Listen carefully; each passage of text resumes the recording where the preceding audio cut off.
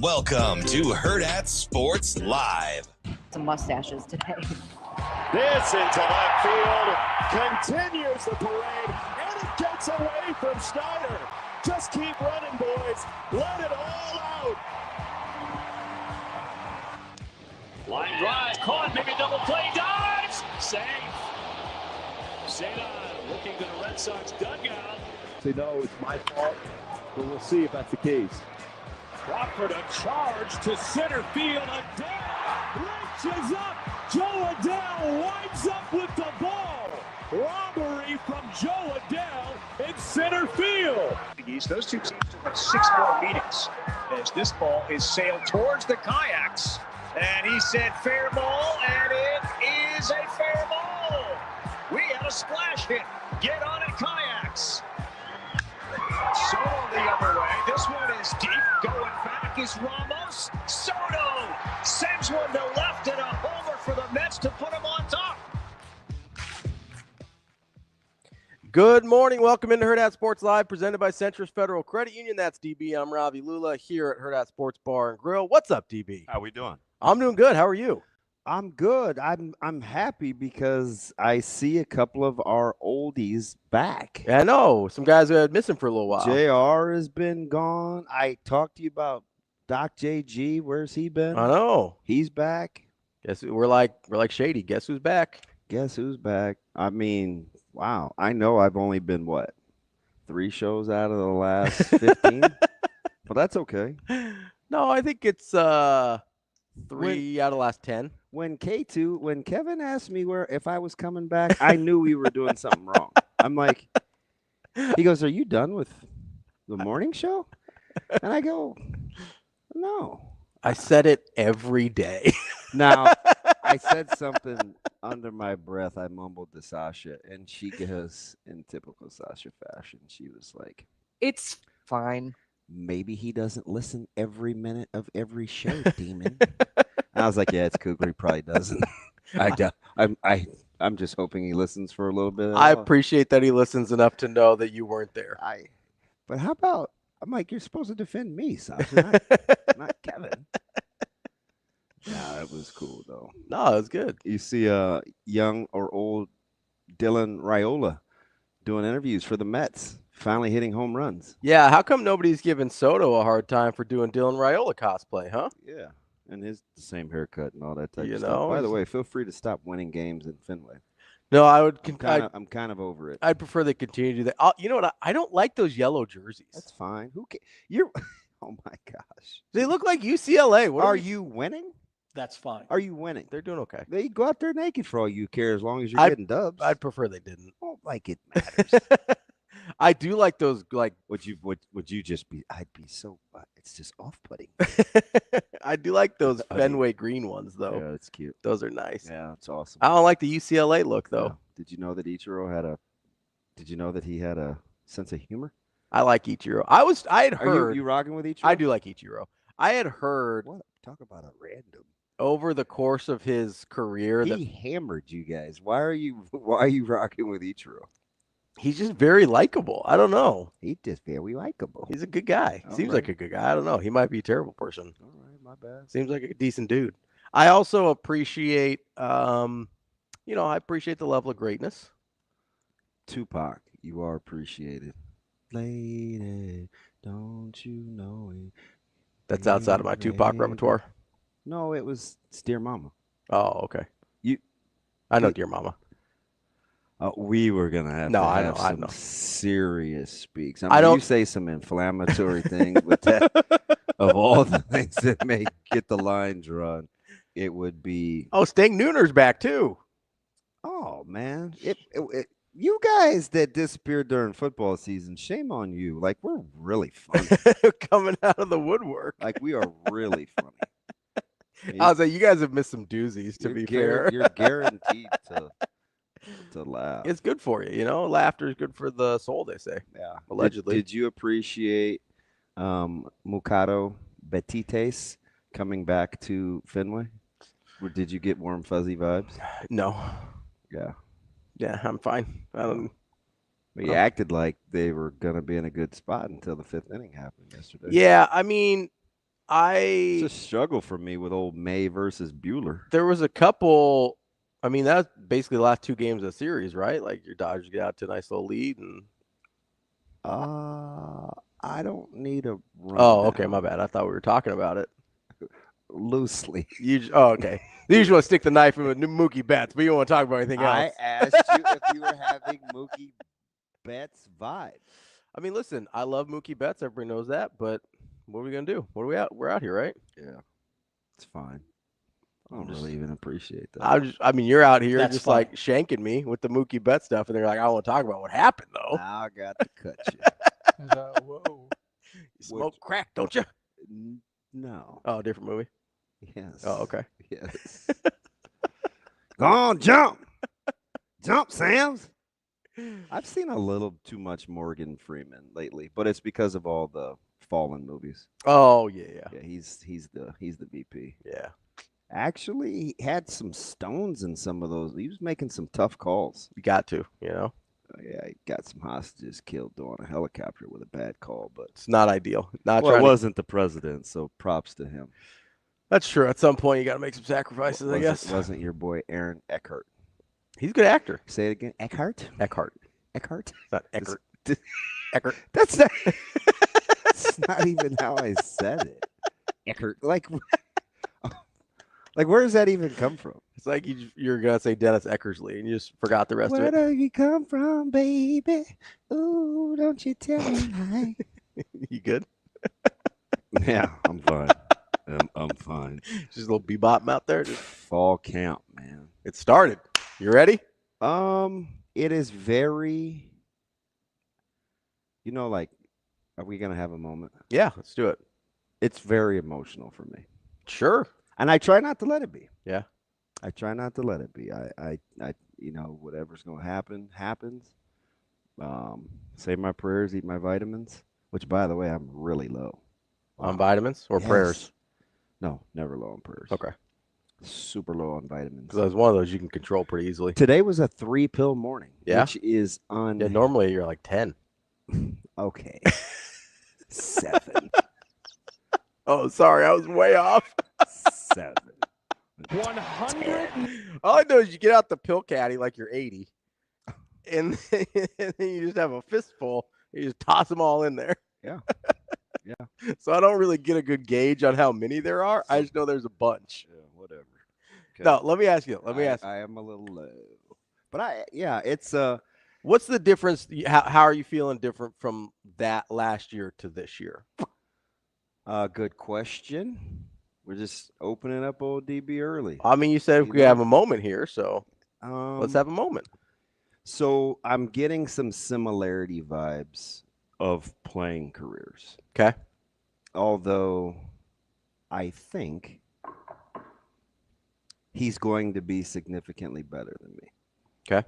But at least for this year, people, because there's been a little buzz. Mm-hmm. But, and I'm just keeping it a buck, right? He's playing behind some good players. That's why it's crowded back there. And so he may have to be patient. Yeah. And even though it's not a reflection of his ability, a reflection of his true playing ability. Yeah. So it's like, I know what that's like. Especially going into my red shirt year where you kind of flirted with not red shirting the first year, which I did, Mm-hmm. Until we left for Washington. And so, just competitive stamina, man. You just got to hang in there. And he had a really, really, really good offseason. Yeah. And so I was like super torn. Like I said this to somebody. Was it Happer maybe? I said the dad in me was like, ooh, multi-sport guy, go get him. Mm-hmm. I remembered him coming back after missing whatever it was, 10 games or 11 games in high school With the collarbone. to have the impact he did in the state championship. It was brought up indirectly by one of our coaches at the campfire. He was talking about supporting other players and how a player that was hurt invested in Caleb while he was hurt, and it kind of kept Caleb afloat during the season. Yeah. Jackson McIntyre. And so, weirdly enough, Reed, Jackson's little brother, is just naturally investing in Micah. So anyway, I said that to say, like, which I felt like as a parent, that'll forever be one of the coolest moments in state, right? That performance. Yeah. Because I think he broke a school record without having, like, those are those, like, ooh, cool. The coach in me over the career is like, why did you spread yourself so thin? Like, yeah, you would have loved to see that more if he was concentrated. You see what happens when you pay a Lock price in. and lock in, Yeah. right? Yeah. These crazy times he's putting up, and he's like, 202. So there was balance. I'm like, where would we be? Nope, don't allow yourself to go there. Where would we be? Nope, don't allow yourself to go there. So then he's just locked. I got a chance to hang out with a couple of players this weekend. One in particular came over, so I was really happy about that. It was just him too. Yeah. When it's not your son, but you kind of want to treat him like family. Yeah. Somebody pops over for dinner, like, that was encouraging. But for camp, it's like, we got pictures today and stuff early, so I'm gonna go right down after this and try to get. The goal is to be back before noon. If I ain't back before noon, and I set the crabby barometers already. Where are we going? Yeah. How long is it gonna take? Is this waist up? I got it all out of my system. You're like, what do we need? So they know, like, when this dude's over here pouting in the corner and doesn't want to do what he's told, we must be taking too long. Like, I want to get that out of the way. Yeah. So there's that portion. And then, like, the work part is exciting. Right? Kyle getting a chance to be around it's just, like, there's some things that are exciting, but then it's like, oh, it's exciting. I got a camp battle going on. Yeah. You know what I mean? And like, to a man, I think they know, that secondary knows, that D-line knows, O-line. Like, it is going to be highly, highly competitive. Yeah. Right? I mean, how would you like to be like Keelan Smith or Quinn Clark in the wideouts room? Or, well, like Demetrius Bell. For me? Did I say this to you? I don't know. I just said this to somebody. Bell's a guy. You didn't text it to me. I know that. Oh, there's my little dude right there. Bell's a guy that I think, maybe I said this to Case. I don't know where I said it. I said it somewhere. May have been in my own head. Bell's a guy that oozes poster child all over him. No, I told you last week on the show. Oh, for hanging in there. For hanging in there. Yeah. Okay. And coming back, and kind of, you were once going to be the guy, then you were kind of forgotten, and it was super lonely, and like real lonely. Like a couple setback surgeries lonely. And everybody's talking about everybody else. Yeah. That's miserable. Yeah. Everybody. That like that's miserable. I hate gossip to begin with, but that's the worst kind, right? Because there's zero you can do about it. And he's back. And I hope back with a vengeance. Yeah. Because you're talking about Key, you're talking about Hunt. Oh, it was Lance. It was Lance, now that I see his name. It was Lance. I was talking to him all weekend. You got Key, Hunter, Barney, Bonner, maybe Cortez Mills, Keelan Smith, Quinn Clark, Demetrius Bell. Like, that's a really good competitive. I feel like we're forgetting one. We are forgetting one, probably. Nope, don't tell me. Let me do the rundown. Key, Bonner, Hunter, Barney, Bell, Clark, Smith, Mills. We got them all. Yeah.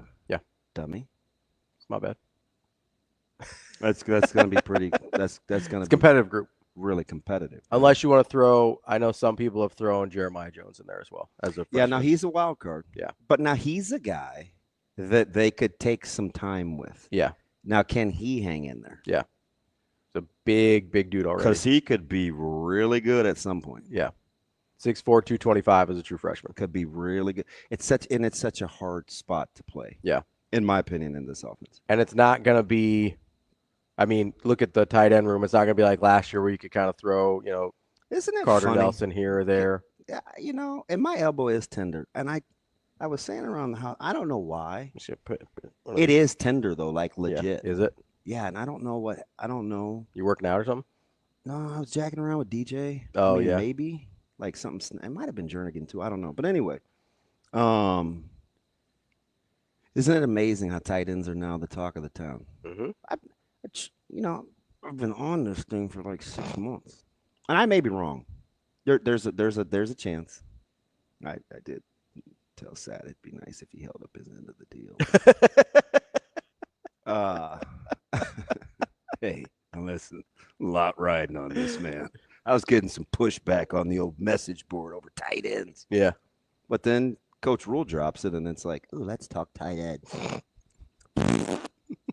Not about that? Nah, man. I feel like Coach Rule. Like, don't wait till we start winning. I have one job, is to win at Nebraska. That room is going to be fantastic. And It's like me and the D-line. I hope you're right. So You hope Rule's right. He said it too. You're the one that if you are right, they will win a lot of games. Yep.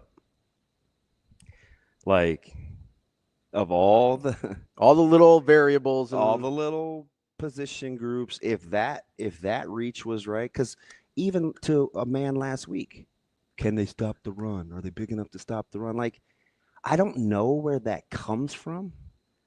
I think we just look at not having kind of being tongue in cheek. No. Those are questions for people. Those are questions by people that think the game is only played a certain way. Yeah. Yeah. There's lots of ways to skin a cat with D-line play. We don't really know their real weight. No, we do know a lot of them are a lot bigger than they were last year. But do you know why I am happy? Why is that? Speaking of going way back with predictions, remember when I did the deep dive into offensive and defensive line body types? Mm-hmm. And I said Nebraska was too heavy. They were too heavy along this was pre-COVID. Mm-hmm. They're too heavy along the offensive line. They're too heavy along. They couldn't move. They just couldn't move. Yeah.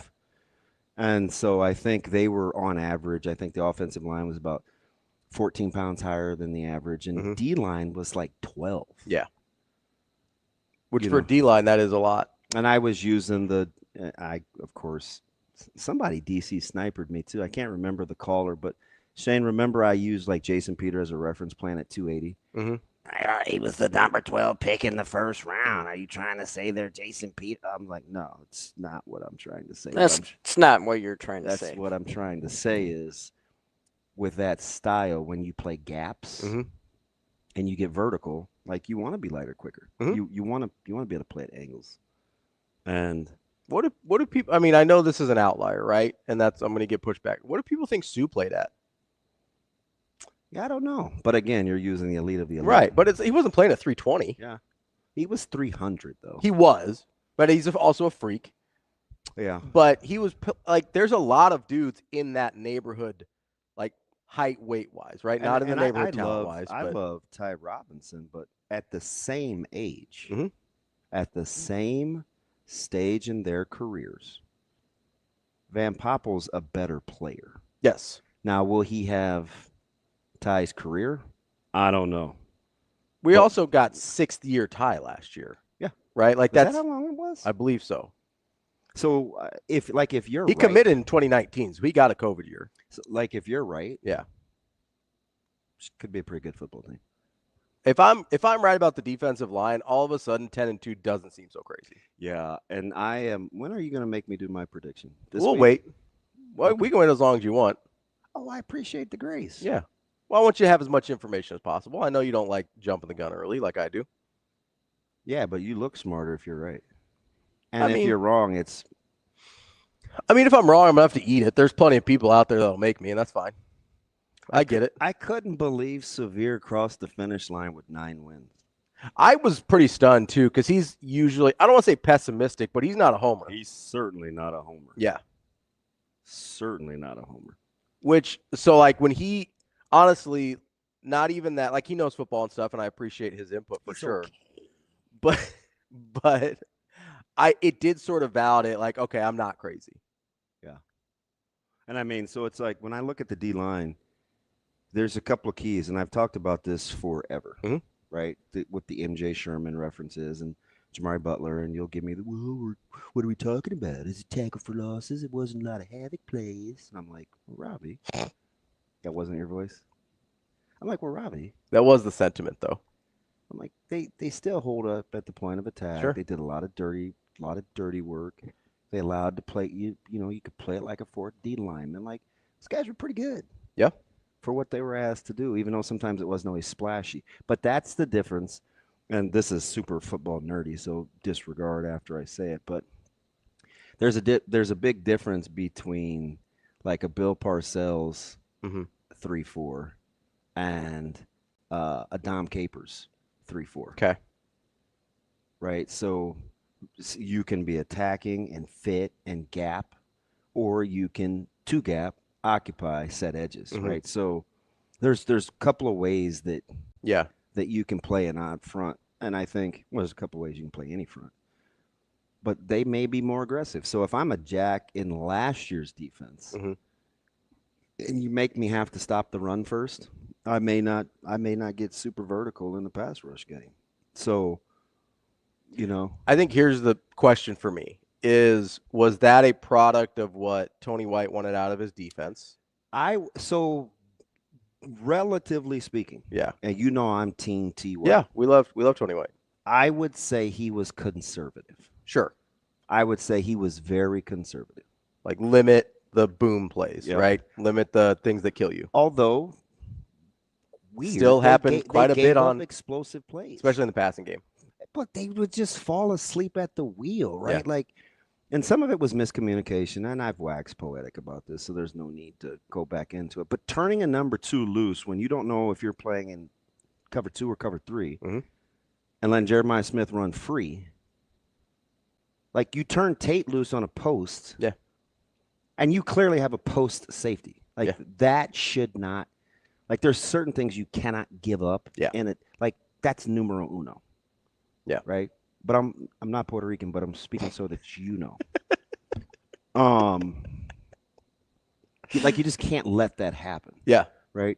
You got beat on the same 7 route from UCLA 3 times out of the same formation. Those are things if you can limit that. It's like I go back and I look at JJ, and he got the early bench, which I was very sad about because it was a tough play. I watched UCLA get 2 more of them after he was already on the diced bench. him up. But just leverage, just get lined up correctly. Outside, inside, head up.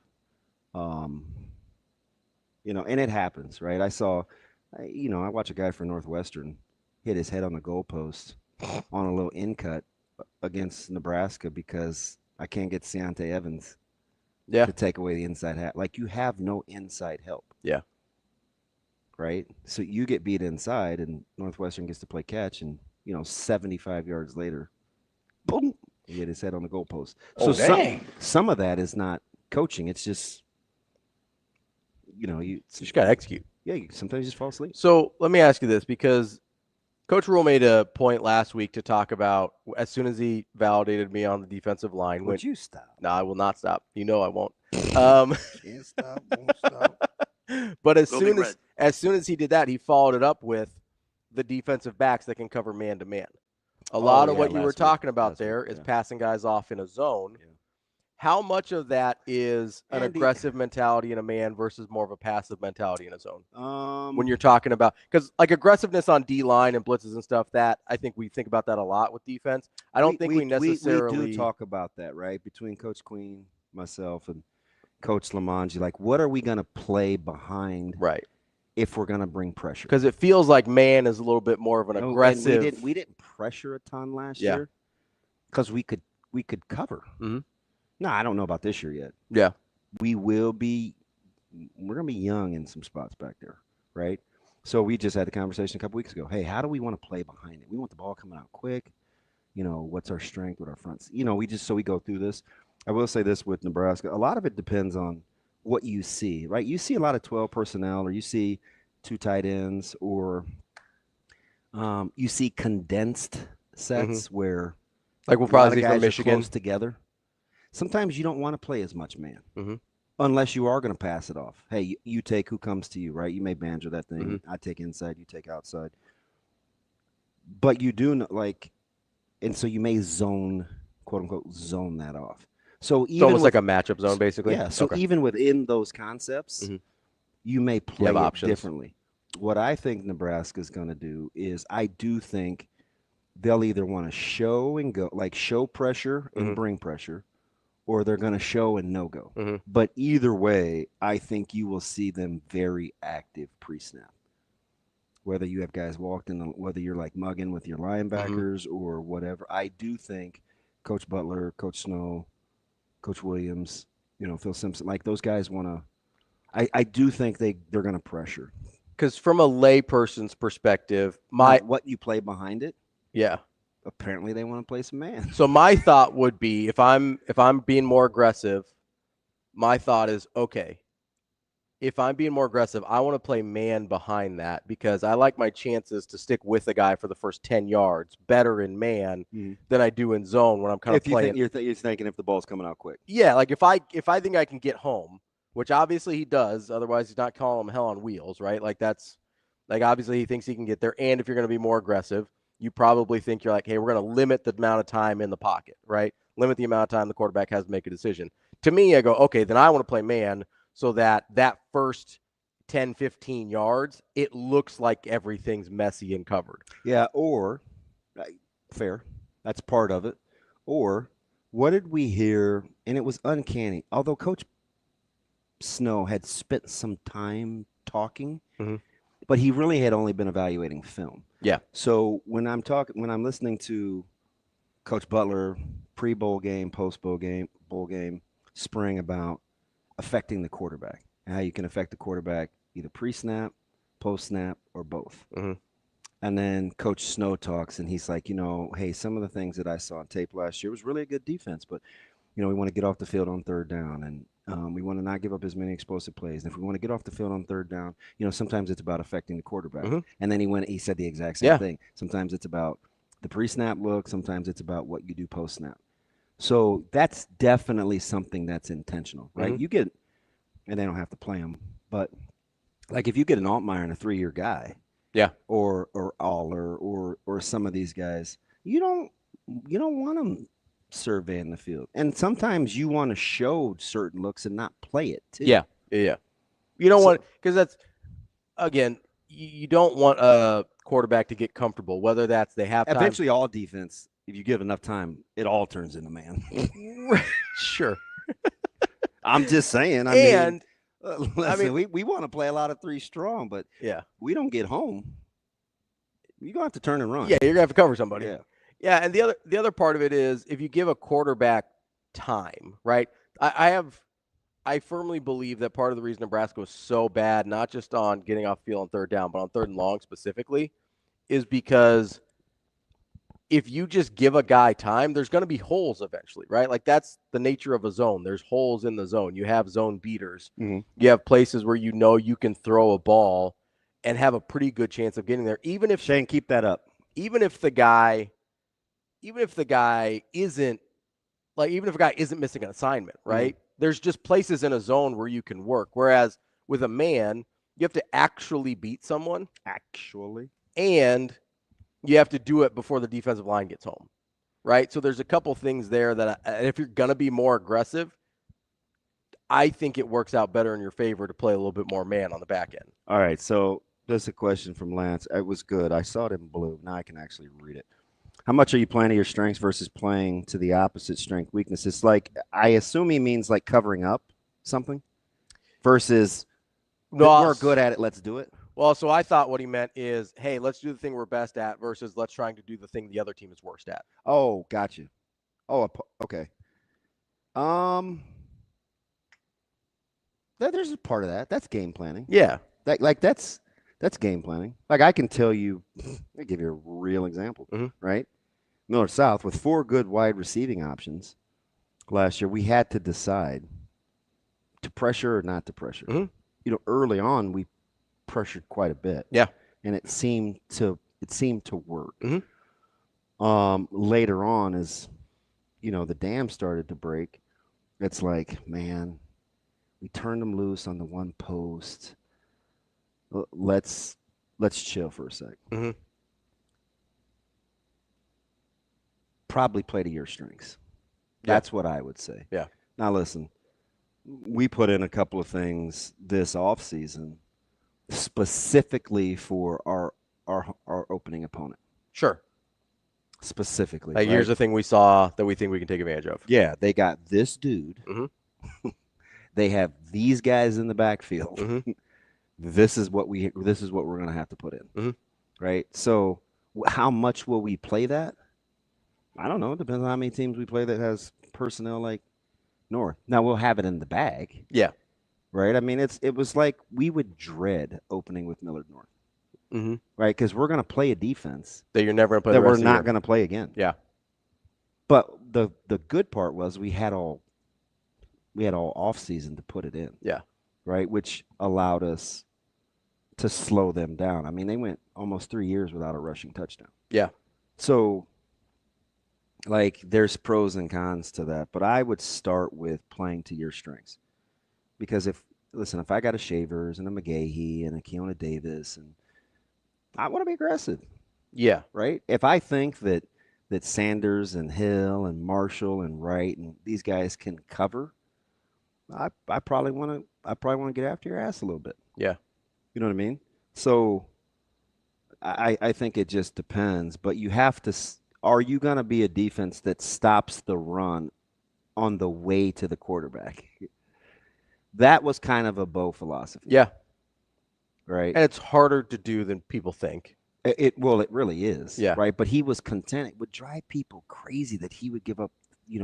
They wouldn't get a lot of havoc run stopping plays. They'd run the ball for 3.5. But when you two gap like that, that's what's going to happen. Yeah. It wasn't pretty.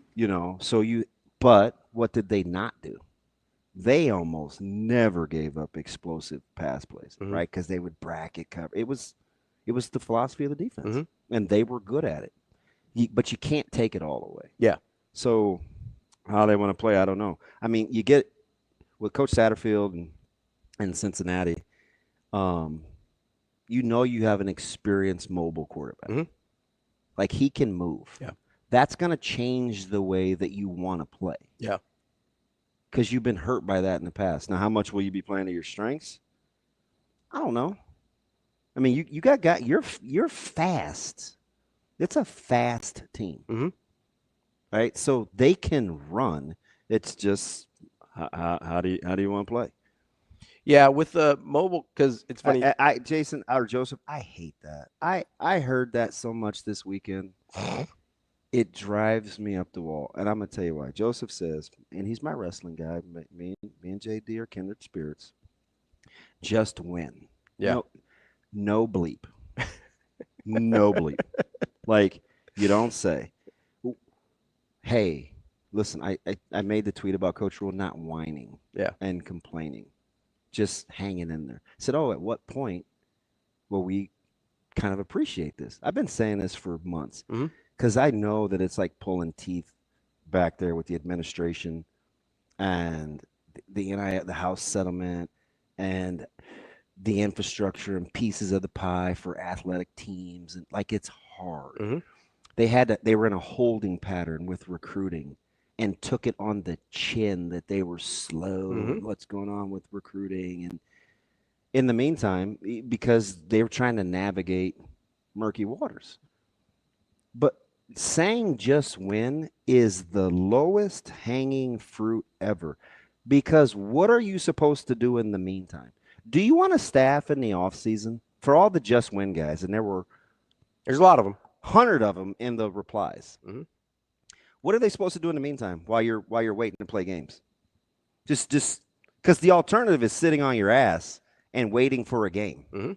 Well, it ain't Friday, it's not Saturday, so what do we do? What do we do? What do we do? No, you do the little things in the meantime till you have the opportunity to win games, to put yourself in position to win games, right? If you just win. No bleep. Like, we know that. But in the meantime, you're trying to do things that are indicative of your program that you think are portable to help you win games, which means you have a coach that doesn't sit up there and bitch and moan about what they don't have or what Nebraska isn't, or flying in and out of Omaha to Lincoln and getting recruits. Like, he doesn't do that. He doesn't talk about the travel within the Big Ten schedule. He doesn't talk about, what the parameters in being shoestrung by the House committee because they can't get their ass in gear to lay out a plan and formulate a plan for how to go about your business. Like, what are you doing in the meantime other than just win games? No poop. But you got to be better on the other stuff too. You just do. Well, it's July. There's famously no games to win yet. Now look at my man DeAndre. No. You got the best player in the state. I'm not telling you anything. He is a monster. I had a coach tell me, we're talking about Darian, and I'm not even going to say the school, but he goes, I know he's got this defensive back prowess and this, that, and the other, and he's like going through. Yeah. He goes, but man, have you watched him catch a ball? Yeah. Yeah. What do you think my response was? You're like, yeah. Have I watched him catch a ball? Watched him moss us a couple times. Okay, that's a little extra. See, that's the kind of stuff I'm talking about. Am I wrong? Did it have to be a moss? It was actually a sliding, diving catch touchdown in the end zone game 1 last week. Not necessarily a moss where he's leaping over guys, but it was a beautiful catch. Not like Caleb gets Bellevue West. That was a moss. Yeah. Don't try to throw me a nice bone now. It's on the wall over there, isn't it? But I was like, but yeah, I've seen him play receiver. He's a handful, coach. Like, I get it. But no, I'm not telling you any secrets. Yeah. I will tell you this, though, D-Rock. We got to be able to stop the run. I know that stable you guys got back there. They want to hand the ball off. Yeah. Well, I mean, I kind of was assumed with Coach Martin, he likes to play a certain way. He got cracked on a run play. Yes, he did. Kind of, He did get cracked on a run play. Hard-nosed. Which, by the way, nudge, nudge, wink, wink, crack with place is something we have to really work on with you Vikings. It was hard. Just saying. No, but I mean, the style that they want to play defensively, shoot, I don't know. I mean, you like your second level guys. So that's the thing that kind of gets overlooked a little bit. That's part of the reason I like the defensive line so much is I really like the linebackers. Yeah. I was asking one of the players about Bauer last week and just in general, because he kind of is a little bit of an afterthought, right? We talk we talk about hyphenated last name. We talk about Watson Trent, talk about Wright, talk about Shavers, talk about McGahee. Yeah. Don't really talk about Jacob. And for a guy that can't be but 6 foot, I mean, I got a thumper. Yeah. Right? So you put him inside with hyphenated last name. Is that disrespectful, or do you want me to say? I mean, you could say whatever you want. Can I? Yeah, we're on the internet. Yeah. Oh, by the way. You can say whatever you want on the internet, man. By the way. My man, Brother Miles, and it's an Illinois thing, so I'm looking out for he and Evan, was with his shorty in the car the other day. Yeah. And Vers got loose. Uh-oh. And he was like, hey, I get it. Guys I followed you for 10 years. Pretty good at this, but a little label warning would be good. And I was like, I was in the bathroom too. I was brushing my teeth. I dropped my toothbrush. I was like, damn it. I'm so sorry. I apologize. But I did say there's a 99.9% chance when Vers is talking, he's going to say something inappropriate. Oh, yeah. Just saying. Yeah. I mean, once you get to the 9:00 hour on Friday, like you can count on some F-bombs. I went to go pick up some of that ground beef. Yeah. He was a handful. That was not pretend. I know, I can imagine. He was being a jerk then too. But guess who walked in to grab a slice to go? Who? Just on a humbug. Seviere. Oh, really? Yeah. There you go. Do you know what he was wearing? What? A Nebraska polo. No. Yeah, severe. He had on a black Nebraska polo. I'm stunned. I want to tell. Well, I mean, you just did. Well, good point. You should have taken a picture and been like, I'm not darn near 30 on the ACT for nothing. Pretty smart. Wow. Yeah, I did just tell. Yeah, so that was good. I was coming and he was going. I had my little igloo cooler. Yeah. Get your ground beef game right. Yeah, I'm gonna make some burgers today. Yeah. Oh yeah. Oh yeah. Use it. I asked Micah. He's like, "No, that'll be good. Something different." It's like he's such a. He's gonna be the end of me. I mean, he comes by it honestly. So actually, I'm not gonna ride with that because I know how to snap out of it. Well, did you know how to snap out of it when you were 14, 15? No, it's terrible. No. Well, there you go. Good point. What age were you when you learned how to snap out of it? What was it, a month ago? 51 and some change. We're out here. So he's got a minute. Yeah, but the goal is to have them be better than you. Yes, he's still got a minute. So I'm gonna not smash burgers. But yeah, I'm pretty excited. And they're in these little cool 1 pound deals, so I know exactly. Oh yeah, there you go. How a little pre-packaged or pre-separated. Oh yeah, yeah, and it's like I told you, I can't go backwards. Yeah, like I was with my buddy yesterday. Oh, our car guy, our partner, our dealership. Oh yeah. So Heath and I were together yesterday. 2 dudes out in 101 degree heat in the driveway, smoking meat. You're out of your mind. It is. You were wearing long sleeves too, weren't you? What did I have on? Yeah, I was actually. I was. Out of your mind. My man has a Yoder, a barrel, a Kong, and one more. He has 4 smoking grilling toys. I gotta look up a Yoder. I don't know what you. Okay, yeah, I know that one. Oh, it's got this nice heavy lid. Yeah, it's pretty ridiculous. Now the best thing I had that came off his Yoder, his wife cooked a couple years ago. It wasn't him. It was her pork chops, but that's neither here nor there. So we were just playing with like different recipes and stuff. He has a toy. The Kong is kind of like the eggs. Yeah, the big egg. Yeah. Okay. You know me, whether it's cattle pricing and feedlots where I'm taking notes, he's explaining me the ventilation system and the fans to control the temp on the Kong. Oh, nice. I'm down there on the knee in 100 degree heat, and I'm like, hey, tell me that again. How does the fan work? Oh, it's like this. Oh man, that's pretty sweet. How do you control? So, and you didn't. He's a good teacher too. So it was fun. I screwed up the seasoning, but that's disappointing.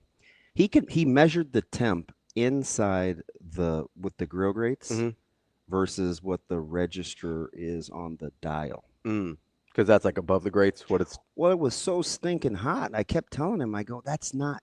I said that's at 320, man. That's got to be the sun. It's not 320 because I wanted I wanted a different. We were off by like 30 degrees. Yeah, I'll tell you like that. Yeah, it's like I go back and forth, but we have like 6 different kinds of meat. So he's wrapping and putting behind. It was just 2 dudes just being. I know it's like just guys being dudes. I know you're like that sounds dumb. No, people like what they like. It's not my idea of a Sunday afternoon, but that's cool. Would you spend 20 minutes just reading spices? No. I don't cook though. So if I was spent 20 minutes reading spices and I don't cook, like you'd probably get me institutionalized or something. He's like, hey, smell this one. What do you mean? Wow. You never use good seasoning? It's fine. Fine. Sometimes. Apparently not. Dude, we went through about 37 sticks of butter. Yeah. Gotta get your butter game right. Well, what did Natasha say? What's the number one mistake cooks make? 99% of the difference of why stuff tastes better at the restaurant than at home is butter. Right? That's coming from somebody that is at the top of her profession. Yeah, like 99% of the time. It's because you didn't use enough butter. Well, we didn't have to worry about that yesterday. Whatever the recipe called for, that's not what they use in the restaurant. And I have no idea who's eating those. Hey, hit him. So he just took KB to lunch because Is Kenny's handling that account? Yeah. He's doing most of the Edward stuff. There's a lot of leftover meat. Yeah. I did a turkey breast. I left half. Dang. Well, he's got a growing boy who starts camp on Wednesday. It's nice of you. It's generous. I was in a coma. You have a generous spirit when it comes to kids. True. I appreciate that. I do. Because I don't. Kyle ran into let them fend for themselves. They got to figure it out sooner or later. His first snafu, Mr. Crooks. Remember I told you we were arguing about not arguing. Yeah. I was getting the parameters on, and Kyle took the lead. Listen, don't let his age fool you. That dude is a boss. I had to sneak out of Big Ten Media Days. How old is he? He seems younger than me. You're the same age. Oh, are we? Okay. Yeah. He's got the little baby face. Yeah. He's like, hey, I mean that as a compliment, Kyle. We're wearing this, this, and this. And I go, oh, great. Bad guys wear black. He liked it. I was like, wait, I was joking. And then I said, hey, are we waist up? Are we just this? Are we just that? And he goes, well, we're going to do this, this, this, this, and this. Mm-hmm. And Jess is on the group text, and I said, dang, Kyle, new guy just taking over, huh? Typical JC fashion. She said, I let Kyle take the lead on this because I was out of town last week in San Diego. I don't know if that's her texting voice, but that's how I read it. Almost like, if she doesn't like it, she's gonna let you know about it. Dang, I thought he was 34. He's 36. He is younger than you. Yeah, a little bit. Oh, he is 34. That's what Justin says. He's 34. Yeah, he's 34. Still a couple years younger than me. Yeah. Older than I thought, though. I kept thinking 36. I would have guessed. But anyway, he was like, hey, are you coming down to practice? Let's just knock out the pictures. Yeah. And I'm like, talk about practice. I feel like they sent a hit because I've been avoiding Jessica's picture questions. Mm-hmm. She's been asking me for 3 weeks. Hey, we sent me all these details. Pictures taken. The minute I landed from Vegas, it was another long email or another long text. I was like, man, I'll put them off till next year if we can. Yeah. I don't ever remember doing pictures for the network. I'm sure you have. I haven't even agreed to do the ones for Hurrdat's new photo shoot. How long have I been blowing that thing off? It's been at least since December.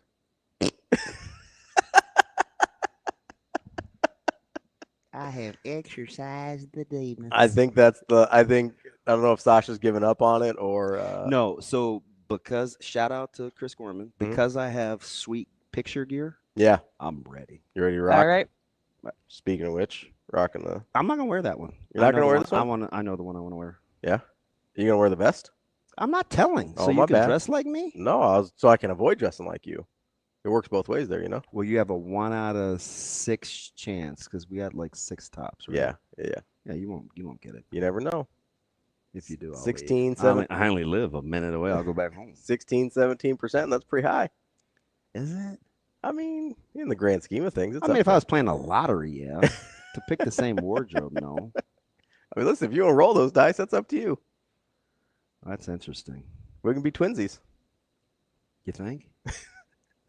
We played this game one time. If you knew 1 out of every 100 people in the stadium was going to die, but you could win $10 million, would you be a participant? Oh, yeah. So, like, basically, you have a 10% chance of dying. Or a 1% chance of dying. Yeah, like Bane. 1 out of every 100?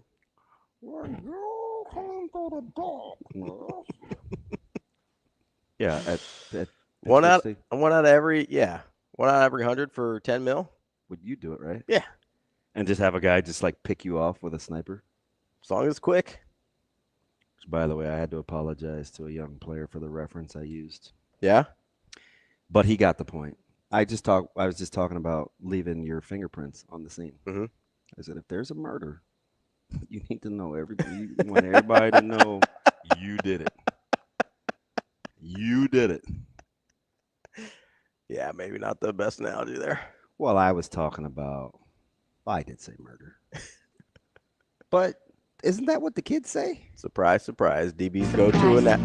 But isn't that what the kids say? Like when you get dropped on a crossover or, you leave somebody standing in the hole or you murdered the ball.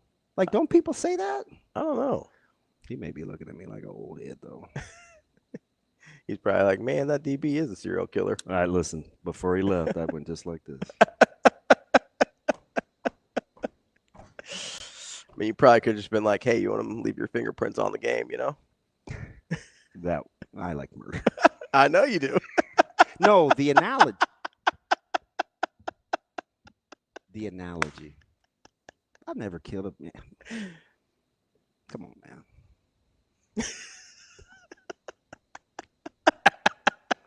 You like the idea of murder. You're about the process. I was actually sad over that Netflix series I watched. Which one was that? Untamed. Well, I didn't watch My that man one. Heath watched it too. Yeah? Oh, yeah. He binged it just like I. Just knocked it out? Both flights. 225 down, 218 back. Untamed. Done. Yeah. Done. And it was fantastic. Can't wait for season 2. Oh yeah, that's your Eric Bana. And it was my sister's birthday, so I was telling her happy birthday this weekend, and she's like the movie queen, literally. Netflix. I mean, pick a series. Just watch everything. It's incredible. Yeah, but she doesn't sleep. Oh, I wonder, that must run in the family. She's like, we're close, but we didn't like exchange youth secrets, so I wouldn't have known. I wouldn't have gotten that from her. Yeah. I'm just saying maybe it's like a genetic thing. You have trouble sleeping because yeah, there is like a gene where people don't need as much sleep to function at a high level. Like it's a real thing. Is it? Yeah. I try to go to bed early. Yeah, it doesn't work. For a second. To this day. Like I could be good early. Mm-hmm. Not a chance. Yeah. Although I was today years old when I figured out you could change the direction of your ceiling fan for cold air versus. Oh yeah. Yeah, he told me. It's like summer versus winter setting. Yeah. I didn't know. My wife told me a few years ago. I didn't know either. It's interesting. Yeah. Why doesn't it just move cold air? Yeah. I don't really understand. But apparently, I can't remember how he explained it. I certainly wasn't going to Google. I just was going to click the switch. Yeah. One draws it up, one pushes it down, maybe? Yeah, I think one is like trying to draw hot air up out of the room, and the other's trying to push hot air down into the room. Yeah, I want it cold all the time, so I want that. Because hot air rises. So well, no poop. You want to get that out of the room. Yeah, but what kind of fan is just going to keep hot air from rising? It's the LeBron fan. No? I hate that guy. LeBron James. I do. That's Every day my disdain grows. That's more your and more. dude. It's not my dude. He plays for Lakers? I'm like, please move this clown. Please. At least you got another guy you like a lot, Marcus Smart. Well, maybe. You all right? You gonna be okay? You want a true story? Yeah. So it was in the daytime, and they made the announcement, the breaking news. Yeah. I'm by myself. I'm in the living room. I'm like, they're messing with me. I'm like, why does this keep happening to me? I hate Marcus Smart, as you know. Yeah. Like, you're not going to enjoy watching the Lakers much for a while. Like, what are we doing? You don't like Luka. You don't like LeBron. You don't like Marcus Smart. If TJ Watt wouldn't have got his deal done. Yeah. And there was nothing to counterbalance Aaron Rodgers. You got DK Metcalf. Oh, my God.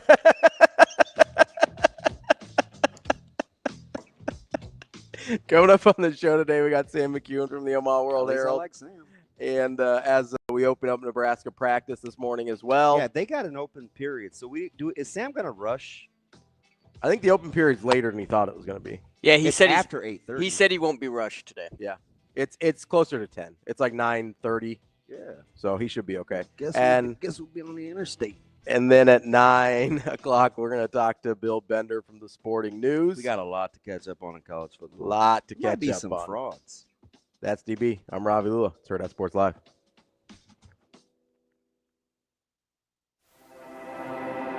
A successful financial future is built one coin at a time. Whether you're just starting out or a seasoned saver, we've got the financial resources and team of experts who will be with you every step of the way. Centris Federal Credit Union. We are where you are.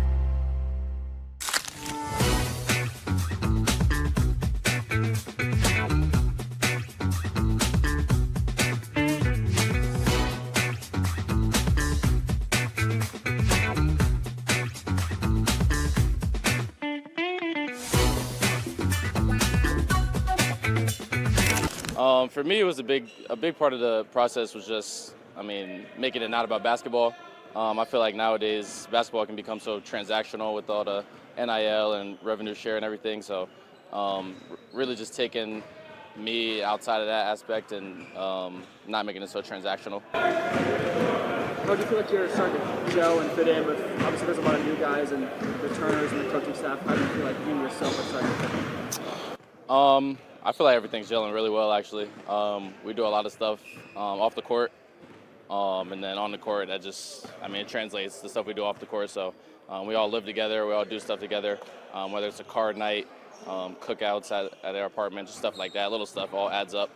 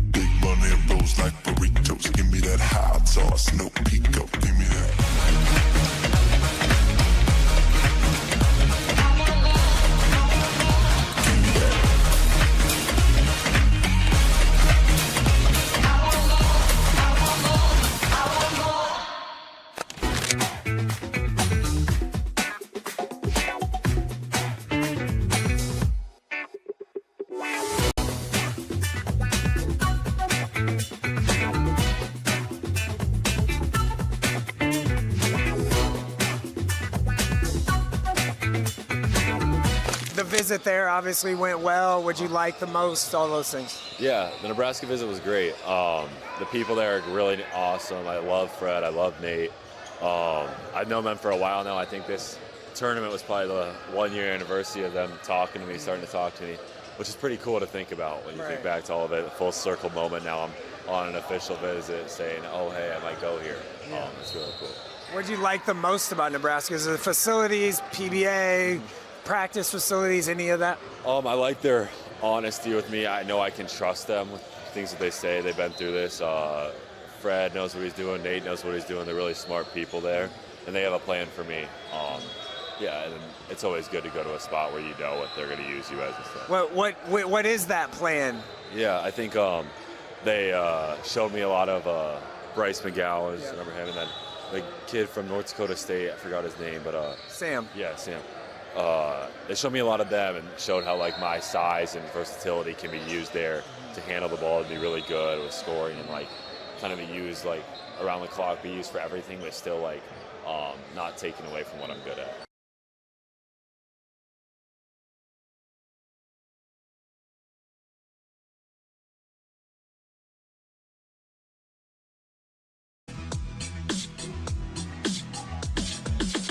You're listening to Hurrdat Sports Live. Here is the sports editor for the Omaha World Herald, Sam McKewon. That's fine.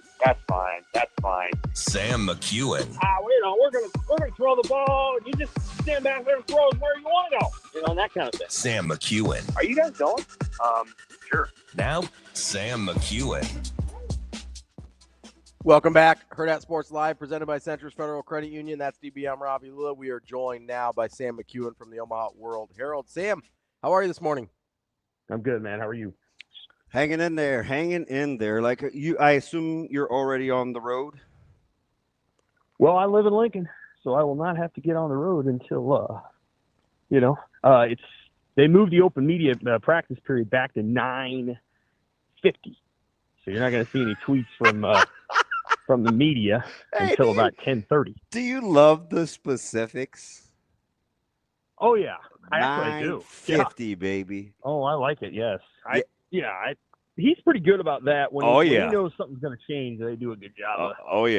And letting everybody know. And you know what's cool about that is I love how the duality in it, where he does it. They do it as a staff department because it's the right thing to do, right? You want to be responsible, but he doesn't probably love doing it, right? Because it's like it's a necessary.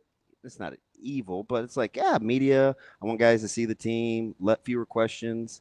Like it's not every coach's favorite part, but he is really good at communicating it just because it's the responsible thing to do. Yeah, the other thing that'll help.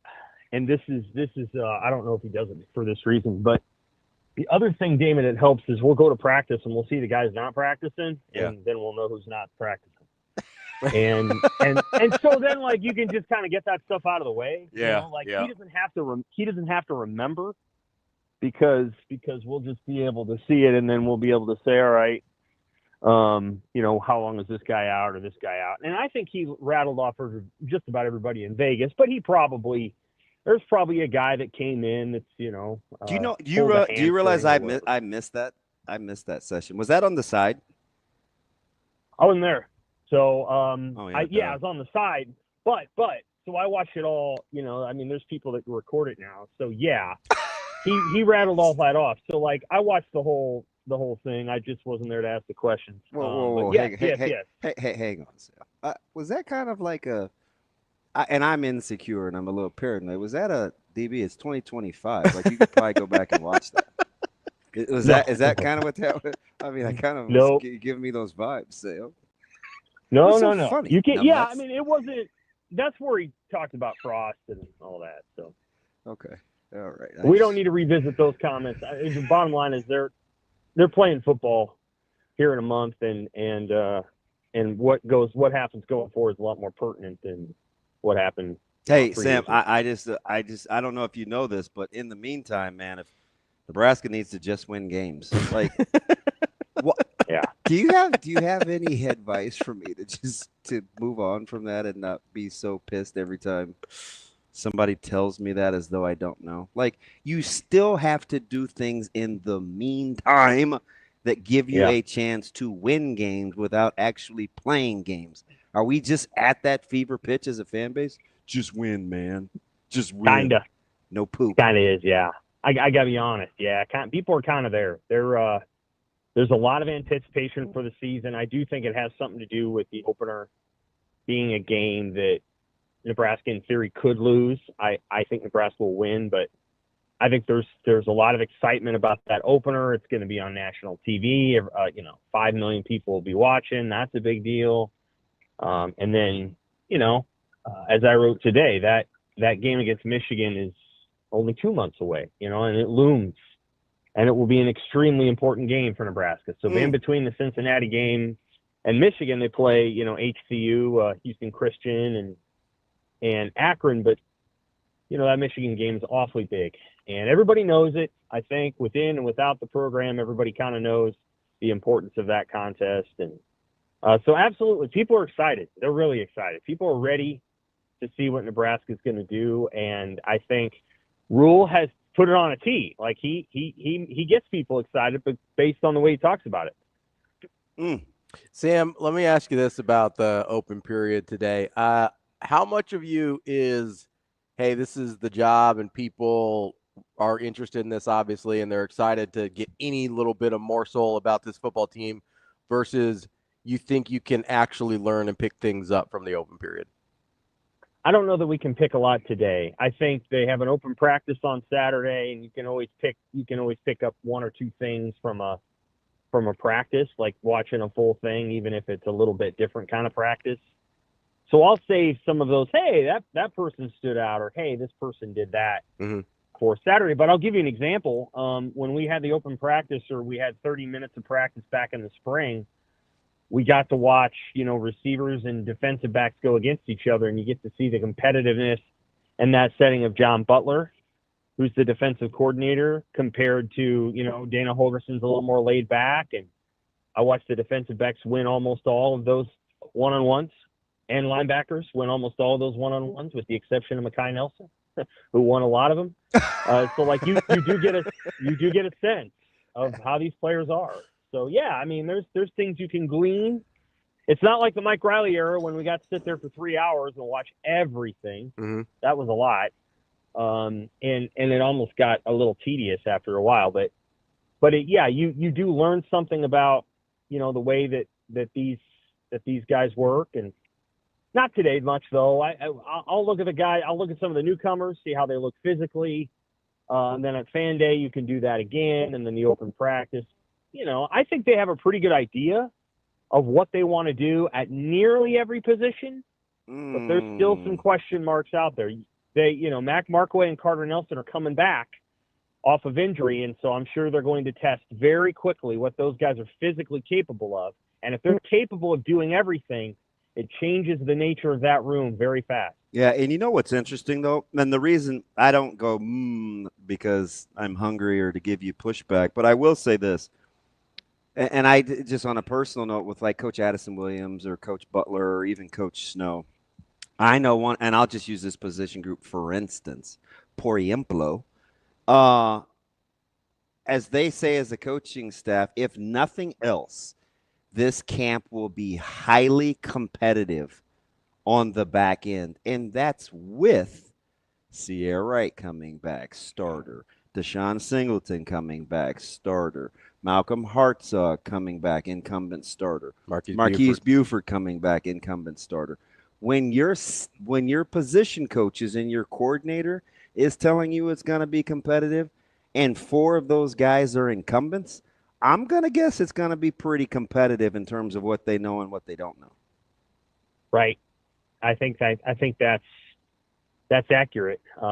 Certainly the secondary is probably the best position group. Maybe the offensive line is right there with them, but that group has the luxury of being deep enough to where you can have that competition and maybe carry it out a little bit longer, or use specific older players or younger players in circumstances. Like this guy's going to come in and he's going to help us here, or we don't necessarily have to play this guy X number of snaps. Generally speaking, corners play every snap of the game. I will say that. Like there are changes, of course, but broadly speaking, your corners play the most snaps on defense, maybe one of your linebackers. So I will be curious to see who the number 2 corner is, and by that I mean the corner that's probably opposite Sierra Wright, and whether or not those guys just kind of stay on the field. Because sometimes when you bring those guys off and you put a new group in, it doesn't always work. Like sometimes a guy gets in the rhythm of the game and understands the eccentricities of the receiver, and when you switch that out, the receiver all of a sudden gets an advantage on the guy you put in. So, I'll be curious to see how much they rotate their corners when the season begins, and whether they feel like they can rotate 4 guys, or if they're just going to stick with 2 on the edges. Sam, how good does it feel to be able to say that you're looking at best groups on the team and you're like, yeah, offensive line is definitely in that conversation, when, was it even, last year probably to a certain extent, but certainly 2 years ago, we looked at this offensive line as probably one of the biggest liabilities on the team? I think it's really good. I think their line is good. I think they've done a nice job of developing depth and retaining players.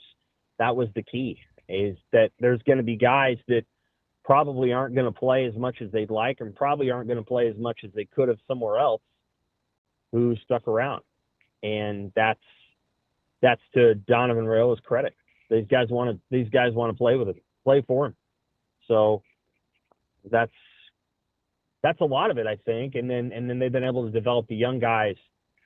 Honestly, I think their offensive line could be good for a number of years. I don't think this is going to be a peak and then, next year it'll be a valley. I really don't. I think next year they're going to be just as good.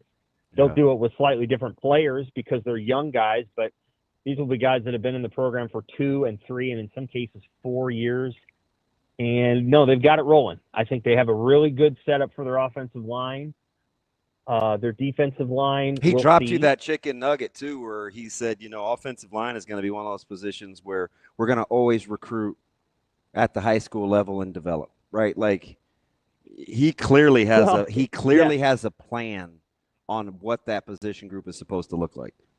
Yeah, there's a vision there for sure. They've had to supplement it with transfers the last couple of years, but there is a vision at that position. And I think they'll be able to. The reason I keep telling people, and I'm not trying to poo-poo this season at all, if you pinned me down today, I'd say 8-4, 5th or 6th in the Big Ten, probably not elite, but clearly better. But the reason I tell people it's a 2-year conversation with Rule about where this program can take the next leap is because I think next year's team could be really, really, really good. And that's because a lot of the guys that they're developing are probably about a half season away. I know one of those guys. There's a bunch of guys. There's cornerbacks, there's defensive backs, there's linemen, there's receivers. Like I don't know how good Quinn Clark's going to be against Cincinnati, but by the end of the year he could be pretty darn good, and so could Cortez Mills. And there's a bunch of guys that just are about a half season away. And by the start of next season, and I'm not trying to poo-poo at all this season, I'm just saying that the offensive line discussion brings into focus the reality that they are not anywhere near peaking. Like I know they want to win a lot this year, and I think they're going to win pretty well. But where they can go is really special next year. That's why this playoff discussion that people kind of want to go away, they should not want it to go away. Because I'm hard-pressed in this moment to say Nebraska's a CFP team this year. But if they expand that thing to 16, I'd put them in for next year. And then they'd be right on the cusp of 12. Like, I'm not kidding. I feel like I've looked at it pretty closely, and where this program is going is going to be a heck of a lot better than where it's been. And, yeah, it's going to, I think over the next couple of years, you're going to see that ceiling go way up. Sam, of those guys because I think that the half year away is super interesting, right? Of those guys that you think are about a half year away, how many of those are at positions where you think Nebraska might need them a little before they're ready? Some of them are linemen, so I don't know if Grant Bricks and Gibson Pyle and Taumua, I don't know if they're going to play a ton. They'll probably play against Akron and Houston Christian. But, you guys and I have talked about what I believe about the Big Ten in general and about Nebraska's schedule. And I just don't see a lot of games where maybe Northwestern, but probably not, where they're going to be rolling third stringers in at any time during the game. So I think some of the linemen are probably not going to play right away. I think some of the defensive backs may get more time because, and Damon knows this, sometimes defensive backs over the course of a 12 or 13 game season have a game and a half where they're not right. Yeah, they just don't feel good. Yeah, they got a bad wheel or whatever. In years past, Nebraska's had to play those guys anyway. Yep. See Tommy Hill. Tommy Hill, Malcolm Hart. Exactly. Now they don't have to. In theory, they can put Caleb in, or they can put Donovan Jones in, depending on where Donovan's playing. Maybe safety, maybe corner, probably safety, right? Yeah. They can put other guys in. They can put Amari Sanders in as the third or fourth corner. If I don't know who's going to start opposites here, right? It might be Amari Sanders. But they can put somebody else in, and so I think those guys will play. The receivers, I don't know. And the reason I don't know is because you're going to have to tell me what the tight end room does. Because to me, if Carter Nelson comes out and says, I'm speaking rhetorically here, hey guys, I'm here and I'm going to show you everything I could do, then he's going to play a lot of football. You can't keep him off the field for 79% of the snaps in a game. But that's me talking. Like I maybe Holgerson feels differently about it. I don't know, man. I get it, Sam. Lindemeyer is going to get paid to play on Sundays. Mm-hmm. Markway is a 5-star recruit. Harburg is top 10 athletes on your team. Like, I get the prowess of Carter, and I love his intentionality in terms of his commitment to the room, but that is a highly competitive room, man. Like, he could probably get to the point where it's uncomfortable that he's not on the field, right? Because that's what you want as a player, right? You want the coaches to be thinking, man, how is this guy not on the field yet? I probably ought to figure out a way to get, you know what I mean? Like, I could see that, but I mean, if Sat gets him ready to go early, given the transition and the weight gain and the coming off of the injury, that would be really, really impressive, even for as talented as Carter is. Right. You're right. And so we'll see how he comes along. Like, if he comes in and he's everything that they would hope he would be as a true sophomore, then I think it changes your conversation around receiver. And the same goes for Mac Markway. If he comes in and he's really good, which he could be, if he comes in and he's really good, then that changes your conversation and your dynamic as to who's going to play a lot. Or if Harburg figures it all out and puts it all together. So, like, there's components there where tell me what one guy's going to do, and I'll tell you what it may affect somewhere else, such as receiver. And then at running back, the same thing. And so, I don't know. I think the defensive linemen are probably going to rotate through. I don't know. Yeah. I mean, some of the young defensive linemen, I don't know if those guys are going to play this year or not. But I think they've got some depth there. And now Keona Davis, they would hope that he's not a half season away and he's just here. I'm sure they would love for Keona Davis to be an impact player on the second drive of the game in Arrowhead. Like, so I'm not counting him. I'm not when I think of these people, I don't think of that guy. I don't really think of Van Poppel. Like, these guys have to play right away, which is why if what Rule said to you, Damon, about that group being hell on wheels, this could be a really special team. Because if they're really good at that position, then I think they're going to be really, really good on defense. Yeah, I told Ravi, for as much skirt and pom-pomming as he's done of this group since February, I said that's the one position that if he's right and they are good, I think we can handle context, right? If the defensive line is remotely formidable, they're going to win a lot of games. Like, yes. I don't know how else to say it without, feeling like I'm handing you, a pitcher with sugar-free and a stir, right? Like, I don't know what else to tell you about drinking the Roule-Aid other than if that D-line is good, this football team is going to be pretty good. Because I know that offensive line did a number this spring. It was the most dominant position group out there. So I believe it. If that D-line is good, and they got a ton of talent on paper, they may have more capable. I've said this. They do. They have more capable bodies than a year ago. That doesn't mean they'll produce, but from a capability standpoint, they got more options. I mean, you can play Judy, you can play Linhart, you can play Gold, you can play Mason, you could play Riley Van Poppel, you could play Keona Davis. You may be able to play Inwanari. Like, you have several more options than you did a year ago, in my opinion. You have options. They're young, and, that's a position that you learn. Yeah, so maybe the floor is lower, but the ceiling is certainly higher. And I don't even know if the floor is lower due to talent. It's just inexperience. Inexperience, and again, I don't know if Sharon Moore is going to coach the Michigan game or not, but the game that I used today, so I wrote about this in the Rewind about the defensive line, is Michigan will come in. Michigan does not want to ask its quarterback to throw it 40 times. They may not even want ask their quarterback to throw it 20 times. We don't know. It's clearly a big question mark in their program right now whether Bryce Underwood is ready. But at any rate, they're not going to ask him to do very much. They're going to trot their 2 and 3 tight ends onto the field in 95-degree heat, and they're going to compress the field. They're going to put it right in the middle of the field, right between the hash marks, and they're going to try to punch holes through Nebraska's front seven. That's what they'll do. and Nebraska's going to have to be ready for it. I have no doubt. Who's built to do that, Sam? Who's built to do what? Who's built to line it up and tank it at Nebraska as their offense sits today? Michigan. Okay. Well, Michigan's going to try to do it. I don't know if they can, but I don't think Michigan's equipped to run a spread.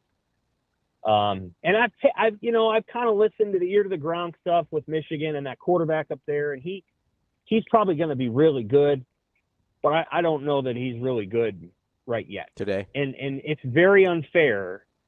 And people were unfair to Dylan last year to expect. This is why a lot of times these guys go in and they redshirt. They do not play right away because it's too hard to do all the things when you're 18. You actually got to be a year older. That's why Dylan, I think, is going to be a hell of a lot better this year because what he was asked to do last year is almost unprecedented these days. They don't actually ask for freshmen to do that. Man, I couldn't agree more. I could. They don't not. do it. They just, now, Sam. And I don't know how it's going to translate. I just know it makes me excited to know that he's not just the good-looking, charismatic five-star. He's the good-looking, charismatic five-star that's had an off-season where he's, like, put in work. And now it's like you give, it's like adding eggs or protein to the salad, man. It just gives it body. Mm-hmm. And I don't know, man. He excites me, not just because he's with Coach Holgorsen another year, but because he's laid it on the line. Right. I hope that one of the things I hope we see in the open practice, and I hope Holgorsen gets on Raiola if he doesn't do it. I really like to see Dylan just fire the ball and just throw it. Really let it go, put it on time, make the guys catch the ball. You don't have to pretty it, like just throw it and really, really let go of the ball and put it out in front of guys and make them run it down and do all the things that your arm can do. I felt like at times last year, it's almost like he was a little tentative to just let it go and throw the ball. Whether it was, I don't want to throw an interception or I'm not sure this guy's going to get there. I don't know what it was exactly. But the hope is that, he goes in, he's worked with these receivers now, and there's just that the receiving core is deep enough that, there's a new standard as to how you're going to run your routes and get open and catch the football.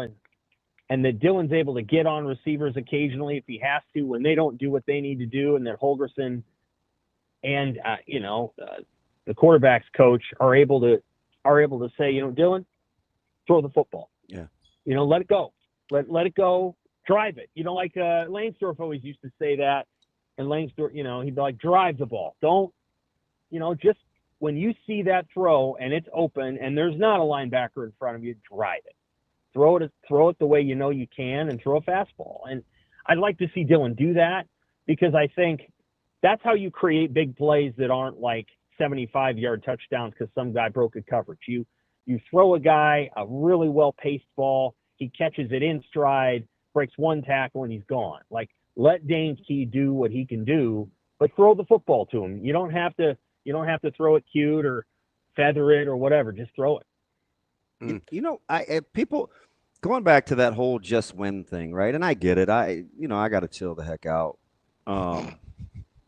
with letting that get under my skin. But it's primarily not because I disagree with it. It's because I don't think we realize how much of the model behavior, the not complaining, the no want, just no BCD, right? No blaming, complaining, deflecting.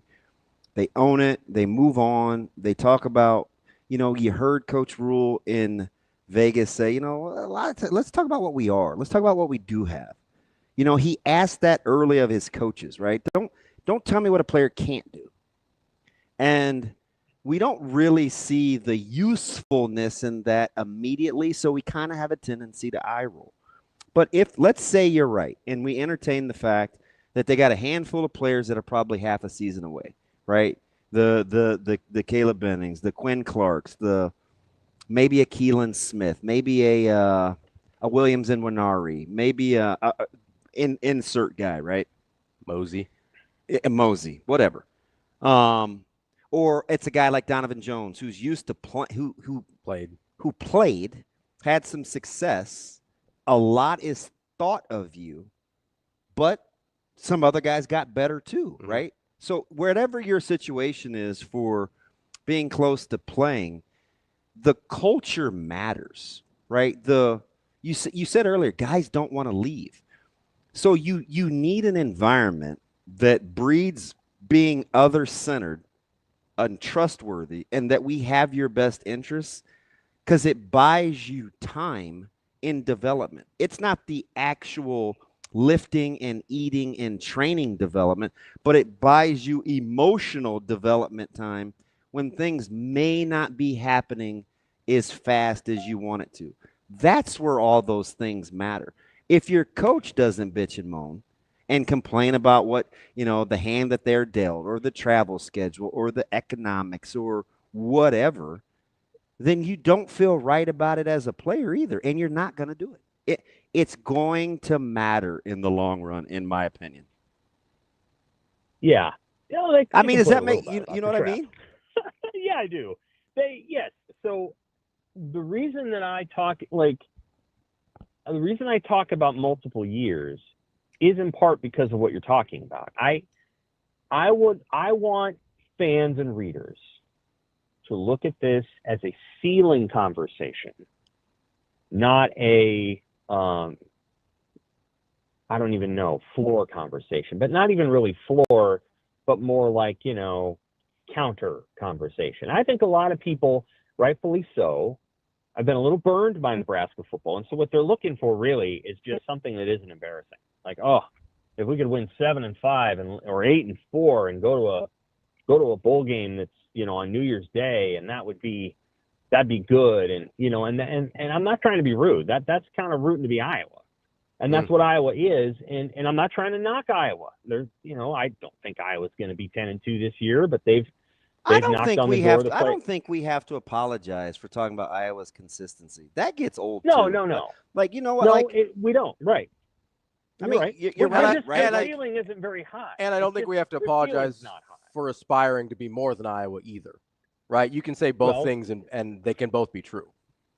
Yeah. I mean, Iowa's ceiling, as currently constructed with the current coaching staff, will never be as high as it could be, because, and I want to say this to tip my hat to Ferentz, the way he chooses to run its program and the way they choose to recruit the portal and recruit freshmen, it's going to be very hard for them ever to win 11 or 12 games based on what they're doing. But what they do really well is maximize what they have on hand. Nebraska intends, I think, to be in the ceiling conversation, college football playoff every single year. And that's why what you do this year, while important, and they have a chance to make the CFP, can also be viewed as a precursor to, what happens next year. And vice versa. Like if they struggle this year, well, then next year becomes all the more important. So, but I think that's when I think about where the program is and the youth of the roster, and I think I know why they signed all those transfers, because they want to be good this year. And I think Rule knows, well, we could have just let it ride with the young kids and rolled Grant Bricks out there and let him kind of battle and struggle, but we're gonna go sign some linemen, and we're gonna go sign some receivers. We're gonna go get a couple guys that probably delay Quinn Clark getting on the field, because there's a sense that you can't lose two of Dylan's 3 years in college, and maybe he'll be here 4, but you know what I mean? Like, they have to go out and try to win those games. But the conversation is longer than one season. And when I'm sure when they look at their program writ large, they're thinking about the biggest picture possible. Like, they look at a guy who's a redshirt freshman and they're not thinking, how is this guy going to help us beat Michigan? But how is this guy going to develop within the program so that 2 years from now, when we're at Ohio State, we win because this guy helped us do it. So, like, there's a big part of Rule's job is to have that big vision. Like, that's part of his job. And so, like, he does a really good job with it too. He has a really good sense of where they're at and where they're going. And so when he says this is going to be a great job and, quote unquote, we need to win games, he's not just talking about this year. but multiple seasons. And I'm just telling people that it sets up really nicely. Even though we start camp now, I'm going to be going in there looking at guys that I don't think are probably going to play that much this year, because I look at this thing as a multi-year conversation, and this year is merely part of a longer story. That is our guy, Sam McKewon, Omaha World Herald. Great stuff as always, Sam. I'm vibing. Appreciate it, and enjoy a little bit of practice you get to see today. All right, take care. Thanks, Sam. It's good stuff there from Sam McKewon, Omaha World Herald. Apparently, I'm now working in Lincoln. Oh, fun. I'm sure you signed up for that. Suggestive hinting. Jess or Kyle? Who do you think? Jess. Yeah. She probably heard you talking about her. And she sells it so well, right? Yeah. Hey, let's work on chemistry. Yeah. Let's practice chemistry. Now, what am I supposed to say? No? You'd be like, nah, I don't believe in chemistry. No, you know what I want to say? Were you not around us waiting in the airport? We're great together. We're no good. worries. Who cares about the actual broadcast? Good to go. That's what I want to say. We'll be back. More Hurrdat Sports Live coming up next. Coach, got started here with some summer practices. You're kind of wrapping that up. How's the feeling heading out of one of the most successful seasons in program history, now trying to repeat that success going into this season? Well, we're excited. We're excited about the opportunity that we have. And we got a very experienced roster and 8 seniors and 3 juniors. So we expect those guys to be mature. We expect great chemistry, just like we had last year. So we just got to solidify some roles, and some guys are going to slide in some new spots and play a different role for us. So once we get all that solidified, I'm excited about the future. How do you compete against complacency? You mentioned that you've had some roster turnover, but a lot of key pieces are still a part of this team from last year's tournament run. Well, you always worry about that. That's human nature, to when you have some success, for guys to get complacent. Hopefully with this group, we're motivated. They guys come in every day with a competitive spirit, and they're coming every day with energy and enthusiasm. And hopefully if they come in with that and their talent will take over, then our jobs as coaches to make sure they don't have to take the foot off the gas.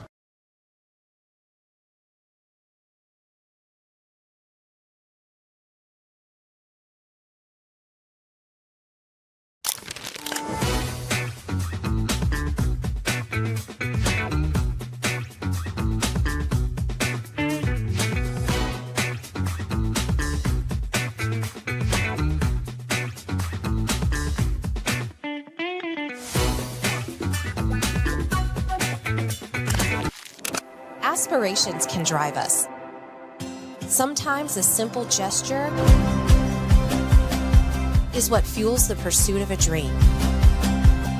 When it's time to make your dream a reality, we are here to help.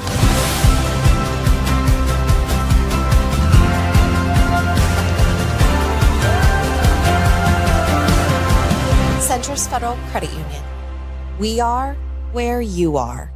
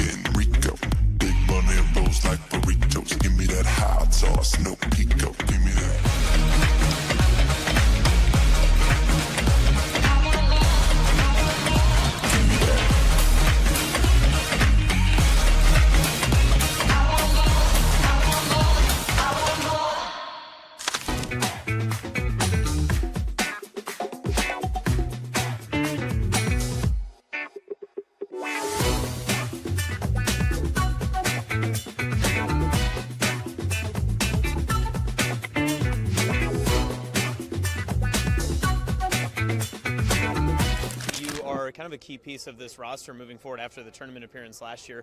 What have you felt some leadership pressure coming from you as you transition into this next season? Yeah, there's pressure for sure, because we're trying to replace 2 dudes that were, the 2 best players in the conference, if we're going to be honest. And, it doesn't just be replaced by me. There's got to be a lot of guys that step up, and there's a lot of points off the board. But, as a leader, it's coming out every day, I'm bringing energy. You know, I get to play the sport I love with dudes that are my best friends, and you know, I got no pressure. I don't have to go work a job. You know, I can just play basketball. So it's easy for me to show up and try to lead these dudes, and we have 13 other dudes that are willing to learn, so that makes my job really easy. Coach called you the quarterback just a couple minutes ago. Does that inspire you, or does that keep you up at night? Nah, that inspires me. And, you know, we were just talking. I said, guys, we might have to go run some routes on the soccer field today because we were all joking around talking football this morning. So I would gladly take the quarterback comment for sure.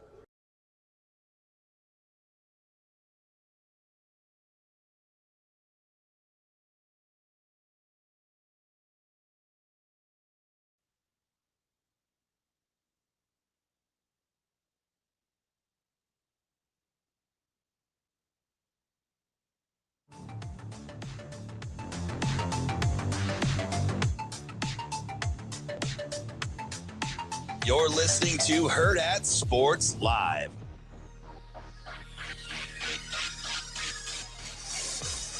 Hey, man. First of all, welcome back to Hurrdat Sports Live, brought to you by Central Federal Credit Union. Shane, I get the sense, like, as a producer, he can hear me talk, right? I think so, yeah, as far as I'm concerned. So did you, like, you knew I was talking to Yeah, and I gave you the head up. Phil Steele? I gave you the heads up. No, you didn't. Yeah, I did. I said 30 seconds. You didn't say a word. I said 30 seconds. I didn't hear anything. Hey, be honest. I didn't hear anything. I said 30 seconds. I know exactly Because where you're going. I don't think he said it either. I did say That's it. why I wasn't ready when And you I'm brought. still talking. Yeah. But it worked out pretty good, though, didn't it? No, Shane, listen. I said Shane, 30 seconds, damn it. I'm answering the phone. You know, like when DB, you understand this. You know when I tried to have some kindness. No, I'm not gonna. We're not about that. Like, and I know you. He hit me go with. Back and He hit forth me. over He the hit us with the. producing He hit us with the damn it. So like we're like. Oh, that. Well, you know when he starts swearing, like he's not like Sauter and Vers. He only swears when he's getting cranky back there in his little. Not just because. In the little Snoopy house. So here's the thing. Well, let me tell you something. Just because DB covered for you doesn't mean you didn't blow the coverage, right? What the hell are you talking about? You're wrong. Like every once Clean in a your while, ears out. Every Listen once to in a me. while, Pay attention. I swear to God, Shane, you keep talking, we're gonna have a problem. Don't treat me like you're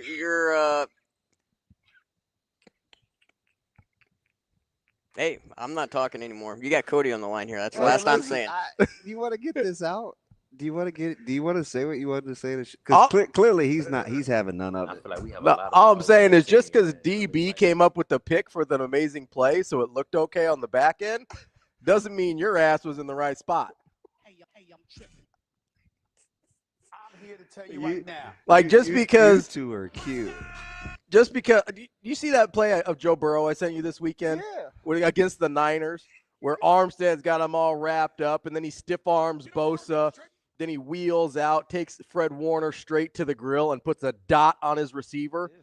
Just because you're out there and Joe Burrow does that doesn't mean the offensive line did their job that day. The commercial break was 4:19 at 3:49. I said 30 seconds. Actually, it was 3:43. You had just told me to reach back out to him, though, so that's what I was doing. And you could clearly hear him talking. And then I said, we're back in 30. And I was listening to the conversation, and then once it stopped, then I went. Times. You know that, right? Sorry, Mr. Steele. We got to go. Bye.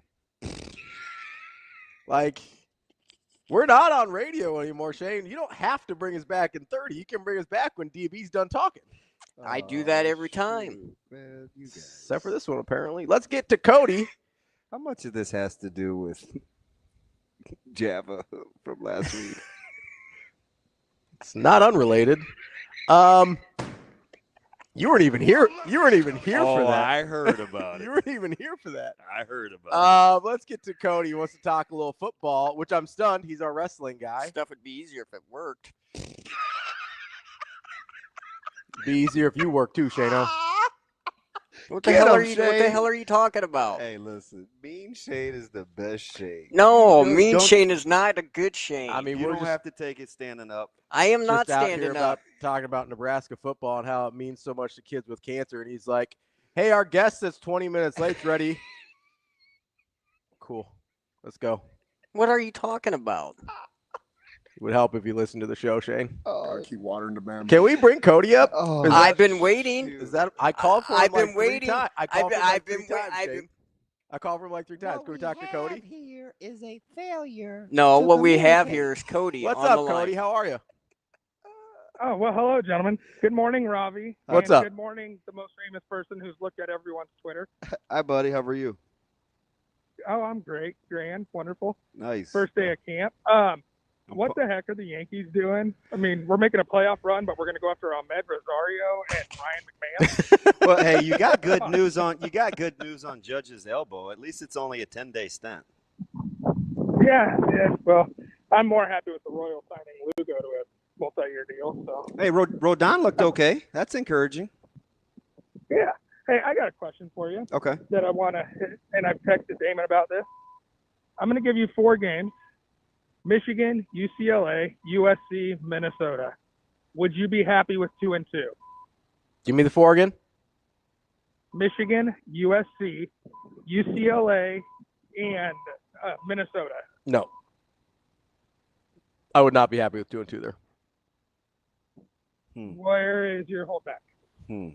I think Nebraska, Michigan, Michigan, Minnesota, SC, UCLA, because that's the order in which they're going to be played. Yeah. Would I be happy with 2-2? So is this deal or no deal? Like take the 2-2 or let it play out? No. This is just like I mean, they could go 4-0, 3-1, 2-2. But would you be good with 2-2? At first blush, I say no. Yeah, no. Okay. That was what I was texting you about. Looking at the logistical nightmare of the Minnesota game. Yeah, so there's lots about that game that I don't like that didn't have anything to do with the schedule. At Minnesota, been a problem. Yeah, but Minnesota in general, been my a problem. guy hit me with a laundry list on why I should not be worried. Okay. Now, it's long, and you haven't read it yet. I haven't. I haven't sent it to you. But just the funny thing is he said in my Matt Rule voice, DB, I don't know why you're terrified of Minnesota. That's kind of where I've been. I know they've beaten us repeatedly. I know that the history isn't good. I also know this is a very different football team than the one we've experienced since and it's not to say 2019. That my Minnesota insider did not make some valid points, but it is fairly lengthy. I'll let you read it. Would I take 2-2? I'm gonna say no, Cody. I'm not. I'm sticking with 2-2 in that stretch, just because I don't like going to Maryland Saturday, come back for a couple of days. Oh, we got to go to Minnesota for a Friday night. Yeah, I don't love it either. But I mean, we got to play that, and Minnesota's close. That's not a terrible trip. That helps. I mean, think we'll be in the air 50 minutes. Yeah. But still, Is that a Friday morning travel or a Thursday travel? So he's not I don't want to speak for he doesn't really like Dr. Elza though, and the logistics team and Haven Fields and those guys, but I cannot see him being a day of travel guy. Yeah, I understand that. Even though his temperament says line up, play it anywhere, anytime. I still think he likes the body. I think he likes the clock. Yeah. Would I take 2-2 though? I'm not. Why does UCLA bug you, Cody? On the road, Pasadena. Because of the game last year. Yeah. What about? And I like I like Foster. Where are you on SC? You think they're going to be pretty good, don't you? If they can get quarterback figured out. I think they have a lot of talent. Okay. Yes, that's where I'm at with Ravi. They have a lot of talent. I don't know what it ends up looking like. So if they go 2-2 in that stretch, Cody, you have to have Nebraska winning minimum 8. I had the thing I sent you. I think I had them at 9-3. Yeah, because losses the other one would be Penn State and Penn State. Yeah. What did you think of that Washington schedule? And I mean, So inside the numbers, Washington's schedule has some snafus in it. The scheduling gods did not help Washington out, whether it's with the multiple bye weeks for opponents coming into their games. Yes. It's a lot. Although, you know what, though? This is a question for like Stu Manji or maybe Dave, right? Mm-hmm. Is like in the last 7-8 years, do our coaches, is there really a bye coming? Is there really an advantage coming off a bye? We talk about it a lot. We talk as though it's advantageous. It It doesn't seem like it's.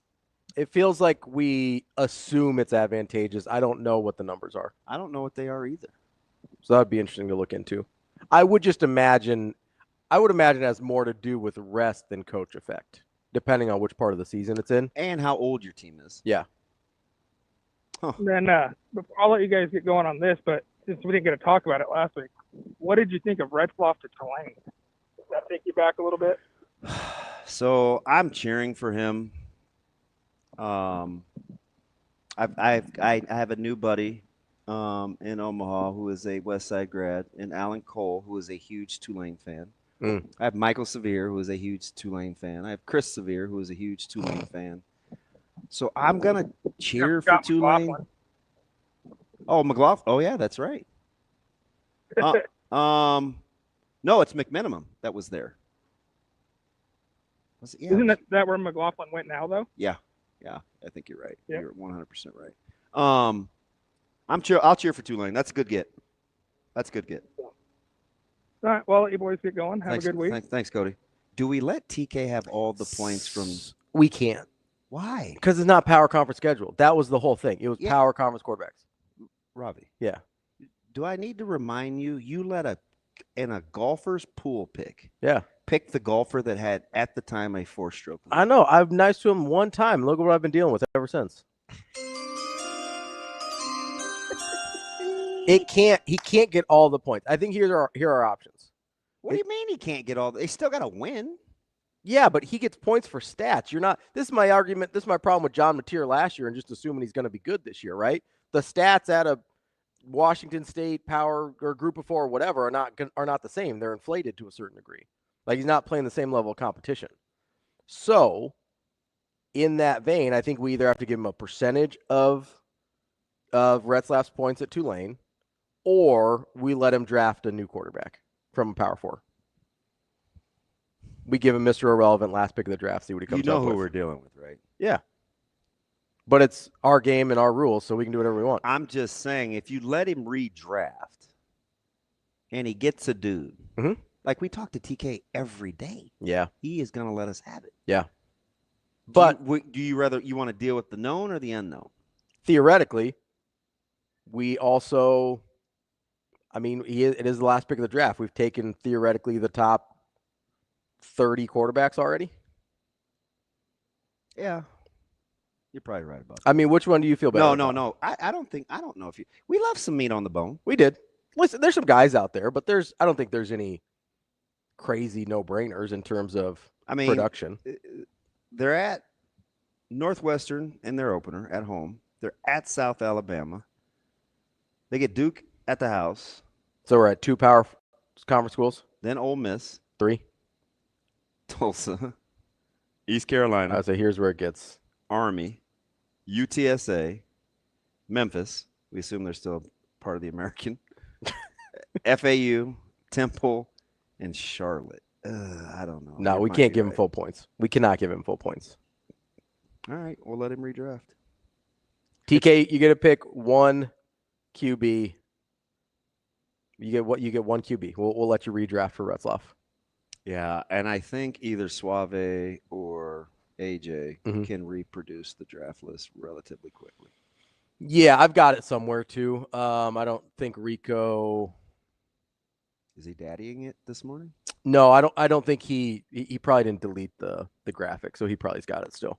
Yeah. So we'll figure it out. But it says Rico the producer and producer Austin. So I assume even though their boxes are gray, they have to be at least hovering. Yeah, they're working. Rico and there's Suave right there. Yeah, he chimed in the chat. He said he can keep him. He also has to throw to Tulane's wide receivers. It's not what we're doing, Rico. It's not what we're doing. Dude, he's kind of a cynic. He is. That's cute. Although not really. He's really not in real life. He only pretends to be one on the internet. He said I have the remaining ones already. Okay. All right. Are you sure you want him to redraft? I don't know. I'm giving you the option. I say 50% of his points. That's not fair, though. Too low? Yeah, that's... Let's go 2/3, 65%. Is the Excel sheet already have the algorithm in it? Who's calculating that? Make Rico do it. Yeah. Wait, how do you get 0.66 points out of 1? 0.66, done. Yeah, I'm not a big decimal point guy. Okay. I mean, pi has already dealt me fits. Not a big fractions guy. I know you don't like pie, too many carbs, but it's actually too fruity. Oh yeah, you don't like hot fruit. Correct. Right. Yeah. Okay. I remember. Correct. I remember. Because I'll eat a good ham pie. I think it's going to be easier for me or Rico or whoever's doing the tabulating of results here if I just let him draft a new person and it's whole points. But we'll let him redraft. If you think it's more fair to do a percentage of Retzlaff's points, I'm fine with that. No. But he does not get full points for Retzlaff. That's not an option. He can pick another guy. I'm cool about that. No, Steven, I do not eat pecan pie. Pecan, if you're my mama. Is that a Southern thing, pecan? Yeah. Instead of pecan? Mm-hmm. Okay. This is also somebody that would take peanuts to a restaurant to put in her own Coke. Oh, yeah. I forgot that's a thing. I tried that once. It's fine. Ooh. Don't tell her that. It's fine. With the right amount of ice ratio? I don't know. I don't know what the ice ratio is supposed to be. Yeah, I know it when I feel it. I don't know because I know when it's wrong. Like I know what my ice ratio is. I know if I've given it to her, like at QT when I was. You're like, oh no, I messed that up. Accosted by a worker. Yeah, I've not since gone back to that QT. What'd you get accosted for? Remember, she was like, I was loitering, and then she referenced my looks, and then she told me what I was doing, and I said I'd never go back to that QT again. Yeah. It's over in your neck of the woods. What neck of the woods is that? Oh, the 120th-ish area. Oh, that's Shane's favorite QT. Yeah. We've been plenty specific. Let's move on. She may still work there. All I said was you were good looking. That's not all you said, lady. Oh yeah. Good stuff. So she was hitting on you? No. Well, no. It's more of an observation than an actual proposition. Yeah. Because they don't hit on me when I go there. You don't look a lot like DB. Tall. Have a little bit more hair. This dude is. I wear glasses. Can I ask one question without getting you gassed up though, Liquid? DB wears glasses. I don't have a gray beard. What? I shaved my shaved my beard off. You don't think you have a gray beard, Shane? Hey, listen to me, Little Pocket Hercules. What made you so mad about that exchange? I love Shane. Oh gosh, she hadn't told me she loved me in a couple weeks. No, she did before I left for Vegas. I'm okay. But it was in text.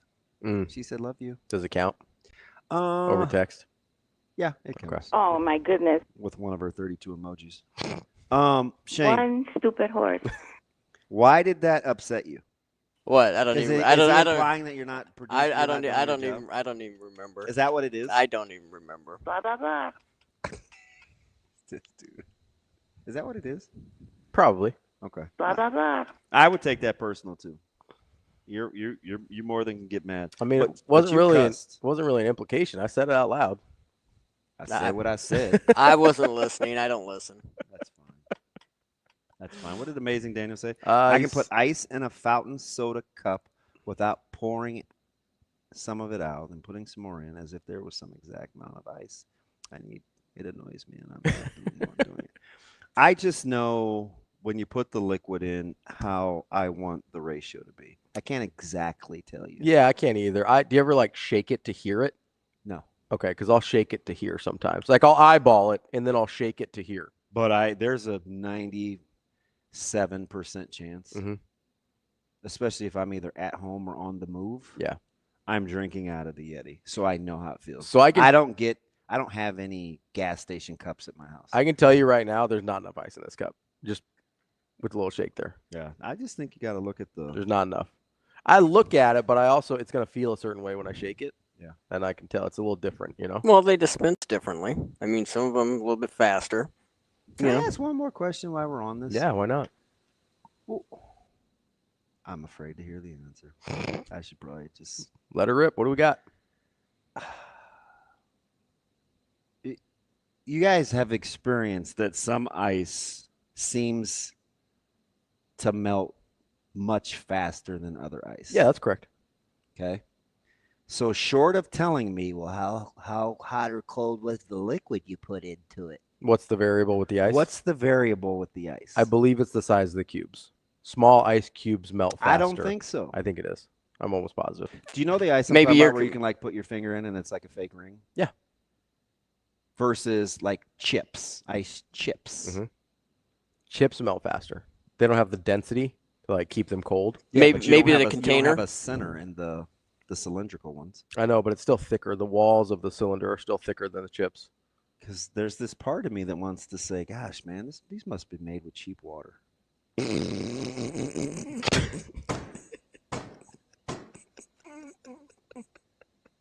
I know. Now, I will say. I know. Like, it sounds No, I will say. But that's kind of how I feel. If there's certain, and I don't know. I know if there's certain additives in the water, it will melt or freeze faster or slower. So do we want, but I don't do know. we want tubular surface area? Do we want square surface area? Do we not want the type that look like the top of a iceberg that is kind of flat, chippy? Don't know. I do. Because I get it. I know crushed ice melts fast. Yeah, but I think I'm sure there is a shape difference, but I don't know what the ideal shape is for not melting. I do think it's mostly a size issue. Is it ridiculous that I asked that question? No, I've thought about this a lot. I'm a big ice person. At Heath, I was like, how does my ice melt already? Yeah. Yeah. That's why people that like whiskey like the giant. That's what tequila does. No, save your jokes. It wasn't tequila. That's why people that like whiskey like the giant ball of ice because it melts slower. Well, I get it. That's pretty dense and it's big. Yeah. So I think it's a density of the ice issue more than a shape. Oh, glad you let me waste 4 minutes by asking a question. I was kind of embarrassed. Hey, I don't think it's time wasted. I think we all learned something here. So it's not cheaper water? I don't think so, but I would entertain that something that's filtered in the water or not in the water could affect the rate at which it melts. Like, I do think that's a real thing. Wow, you actually made me feel better for once. Hey, I got you. You know what else will make you feel better? What's that? Going to Team Jack's event, An Evening with Henry Winkler, August for sure. 7th. That's the Fonz. Listen, there was a time when he was the coolest person in America. Yeah, he was. I don't even know what to do with that. Jumping over sharks. Make sure you get to teamjackfoundation.org to find out more and to get your tickets just a little over a week away. It's An Evening with Henry Winkler, a fundraiser for Team Jack Foundation. We'll be back with Bill Bender from the Sporting News. Talk a little college football coming up next.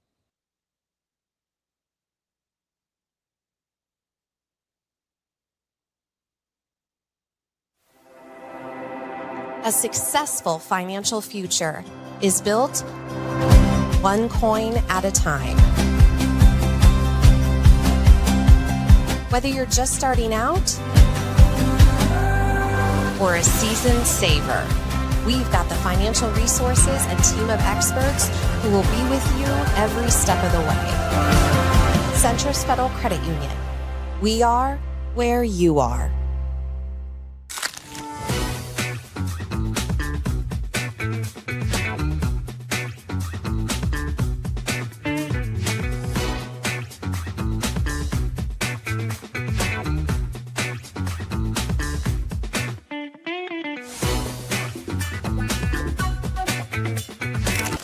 For me, it was a big part of the process was just, making it not about basketball. I feel like nowadays basketball can become so transactional with all the NIL and revenue share and everything. So really just taking me outside of that aspect and not making it so transactional. How do you feel like you're starting to gel and fit in with, obviously there's a lot of new guys and returners and the coaching staff. How do you feel like you yourself are starting to fit in? I feel like everything's gelling really well, actually. We do a lot of stuff off the court, and then on the court, it translates the stuff we do off the court. So we all live together, we all do stuff together, whether it's a card night, cookouts at our apartment, just stuff like that, little stuff all adds up.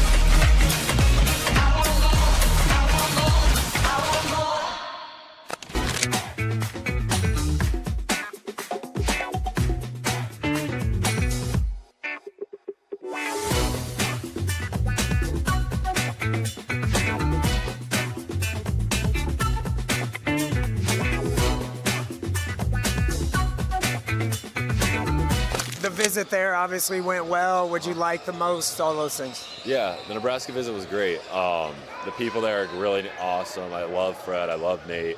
I've known them for a while now. I think this tournament was probably the 1-year anniversary of them talking to me, starting to talk to me, which is pretty cool to think about when you think back to all of it. The full circle moment. Now I'm on an official visit saying, oh, hey, I might go here. Yeah. It's really cool. What'd you like the most about Nebraska? Is it the facilities, PBA, practice facilities, any of that? I like their honesty with me. I know I can trust them with things that they say. They've been through this. Fred knows what he's doing. Nate knows what he's doing. They're really smart people there, and they have a plan for me. Yeah, and it's always good to go to a spot where you know what they're going to use you as and stuff. What is that plan? Yeah, I think they showed me a lot of Bryce McGowan, I remember him, and then the kid from North Dakota State, I forgot his name, but Sam. Yeah, Sam. They showed me a lot of them and showed how like my size and versatility can be used there to handle the ball and be really good with scoring and like kind of be used like around the clock, be used for everything, but still like not taken away from what I'm good at.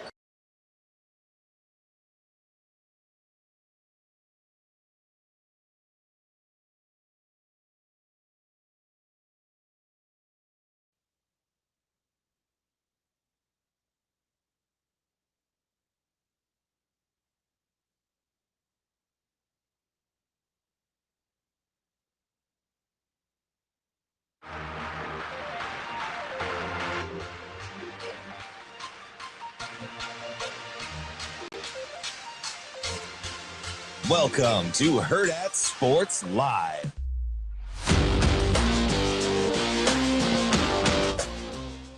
Welcome back, Hurrdat Sports Live, presented by Central Federal Credit Union. That's DB. I'm Ravi and Lulla here at Hurrdat Sports Bar and Grill, reminding you if you're on the road this morning, get that seatbelt fastened and make it click. It's the NDOT. Make sure you get that thing clicked. Go ahead. Hey, Liquid, can you do me a solid? A couple guys in the stream, mainly my man Paul. Can you help me with the volume? I'm a quiet talker, so I apologize. I am a very quiet talker. Let's get to our guy, Bill I'll Bender from the Sporting News covering college football. Bill, how are you this morning? Hey, I'm doing well. How are you? Dollar Bill, we are good. You're gonna be like our boots on the ground kind of guy. Bill, you ready? I'm gonna go right in your backyard with the Buckeyes. Believable or not, that Kienholz will start over Julian Sand? I'm not there yet, but there is whispers. You hear that, right? I'm hearing that. Yeah. I think sometimes coaches say it's a competition as lip service, and we know that they're full of it. You know what I mean? And then there's times when they say there's a competition, and there's a competition. And I feel like there is, at minimum, they're not ready to name a starter yet. I think it will be a competition. I would still guess saying, but whether it's Lincoln Kienholz or even, at what point, you got a freshman phenom. Tavian St. Clair, and they like him a lot too. So, whoever it is, going to have a lot of pressure on them in that week 1 game against Texas. Bill, I do wonder, obviously they chose to have this 3-way quarterback battle rather than, bring in a transfer like they did with Will Howard. How much of that was they really genuinely liked the guys they got in the room versus they didn't want to, I guess, run off some of the high-profile younger guys, whether it's Sayin or St. Clair? Like, what do you think went into the process of deciding, hey, this is the direction we want to go with just 3 total unknowns?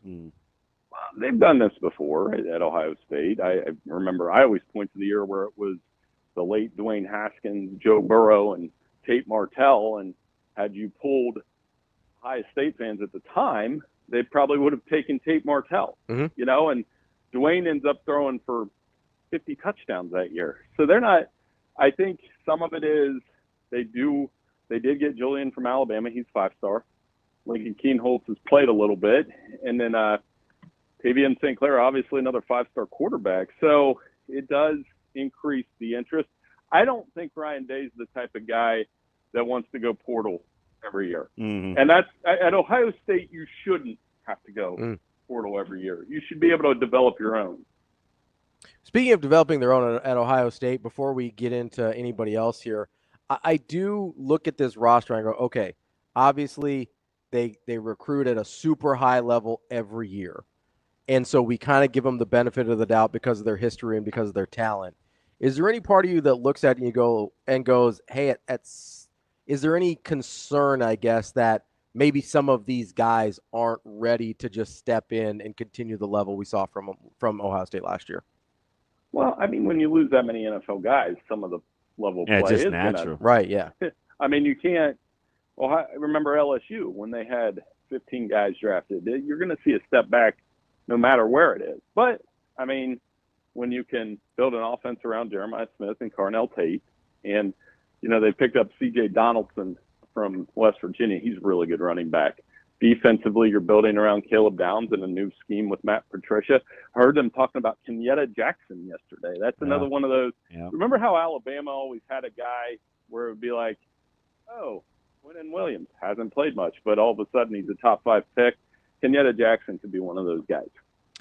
Well, let me ask you something. Of teams that we think we feel good about but need a couple of things to go their way, what do you like between Alabama and Miami as kind of a difference if they want to have the season that their fan base thinks they're capable of having?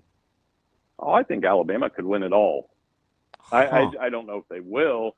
They have the talent to do it. Ooh. They're not that far removed from Nick Saban. Could, as in need those things to break their way, need to play better on the road. Hoping that Ryan Grubb is a difference maker as the offensive coordinator. Ty Simpson, or they have a quarter. They got a young. I mean, I'm surprised that's pretty gutsy. Now I get it, right? You got Ryan Williams, and that defense has 3 first-rounders. But man, that's there's a lot of teams in the SEC breaking in new quarterbacks, though. That's gutsy.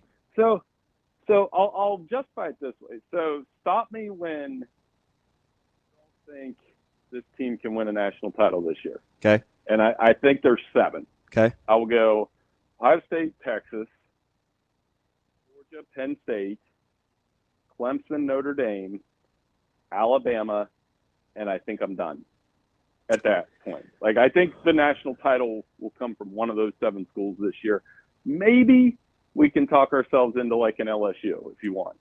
Let me add, so I'll give you 2. Are they better than? And I'm not saying that they can win. If you had to pick today, who would you take between Bama and Ole Miss?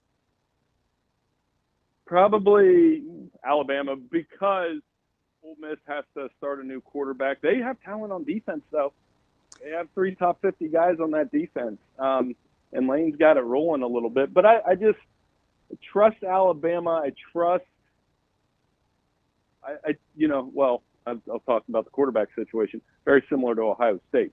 Okay. You know, that Ty Simpson probably the guy, but the endorsement isn't like super strong. Yeah. Okay, I'll give you another one in the conference, because I think defensively they'll be outstanding. Arguably one of the best front fours in the country, but they don't come up a ton. If they played tomorrow, Alabama or Oklahoma? I think Oklahoma will know. I'm going to reserve everything till week 2. I do like Oklahoma's sleeper appeal. I love that John Mateer's there. For those that haven't seen him play, great dual threat quarterback. They added Jaden Ott. Their defense should be good with Brent Venables. Hey, that front four is a menace. They are. And even though they lose Stutzman, they're going to be pretty good on that side of the ball. And game in week 2 will be the truth teller. So I didn't even use LSU, Bill, and I'm thinking there's 3 teams right there in the SEC where, Bama kind of gets the contingency, but they get the national title talk. So I just wanted to hear the compare and contrast of compared to some other teams, if that makes sense. Right. Yeah. And I, like I said, with Alabama, it's just a kind of trust it. It's almost, I've always used that phrase, default setting. Well, they're really good talent-wise. But 3 through 10 in the SEC, which we have Alabama 3rd through, I guess, like an Auburn or an Oklahoma, who would be the 9th or 10th team ranked, they all have questions. Tennessee has questions. LSU has questions. I thought when you started talking a minute ago that you were going to say South Carolina with their front 4. Yeah, they're definitely in the discussion. Because Lenora Sellers is awesome.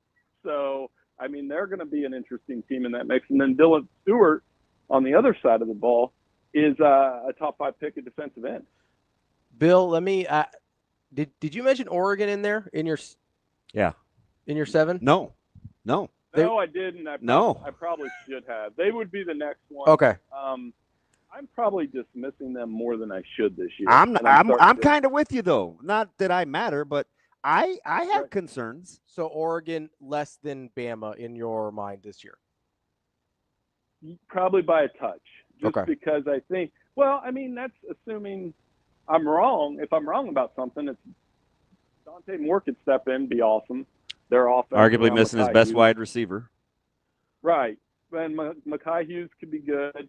They've got enough back on defense that they should be very successful. In Dan Lanning, super good coach, super aggressive. Whatever your feelings are on him, man, look at that 3-year winning percentage. It's really good. Yeah, you like Lanning in game? Oh, man, you're asking me the wrong. I have a reputation around the office as like the 4th down, go for it guy hater. And it got heated around the Dan Campbell stuff a few years ago. But I am a Packers fan, so the biases are there. You know who punts the least in the NFL, and it's proven. Belichick and Reed. Yeah. I'm like, I'll just go with them.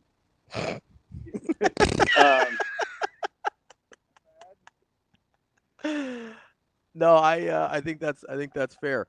Interesting. So I guess here's kind of the part, because Bill, DB and I have done this all off season where we look at how wide open, whether it's the SEC or the Big Ten, and going through these conferences and looking at their quarterbacks. And so when we pit Alabama versus Oregon against each other, I'm trying to figure out, and I'm not a big Dante Moore guy, but I'm trying to figure out, I feel like I know a little more about Dante Moore than Ty Simpson at this point, even though that was a school and 2 years ago.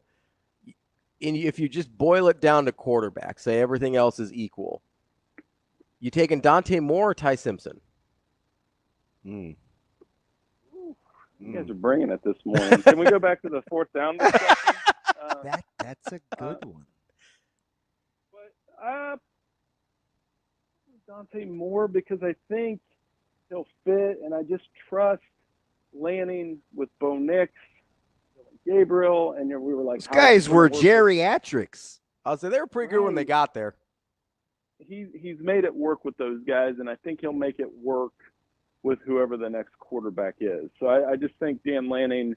Now Ty Simpson, again, he's got some guys behind him, Austin Mack, Keelan Russell, and they like them too. And that's part of the reason I answered that way is, if Ty Simpson struggles, I could see Alabama turn into somebody else because of the urgency around the season.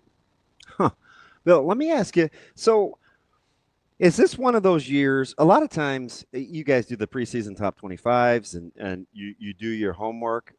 Where would you put this year relative to others in unknowns because of the new quarterbacks around college football? On the surface, it seems a lot more wide open, where you could say, I like Notre Dame if. I like Alabama if. I like Michigan if. Like,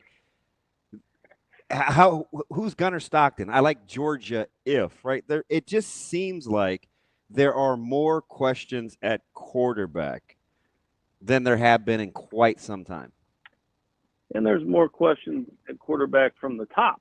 You look at the top, all those so-called national title Yeah, Oregon and Ohio State right reeled there. off. Two of them have a returning starter. Clemson and Penn State.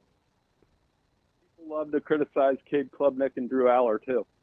So, and those are 3-year starters. So think about all of those other schools. You just said it. Notre Dame, yeah, it's great if DJ Carr's the guy. Michigan, they could go back to the playoff if Bryce Underwood is who we think he's going to be.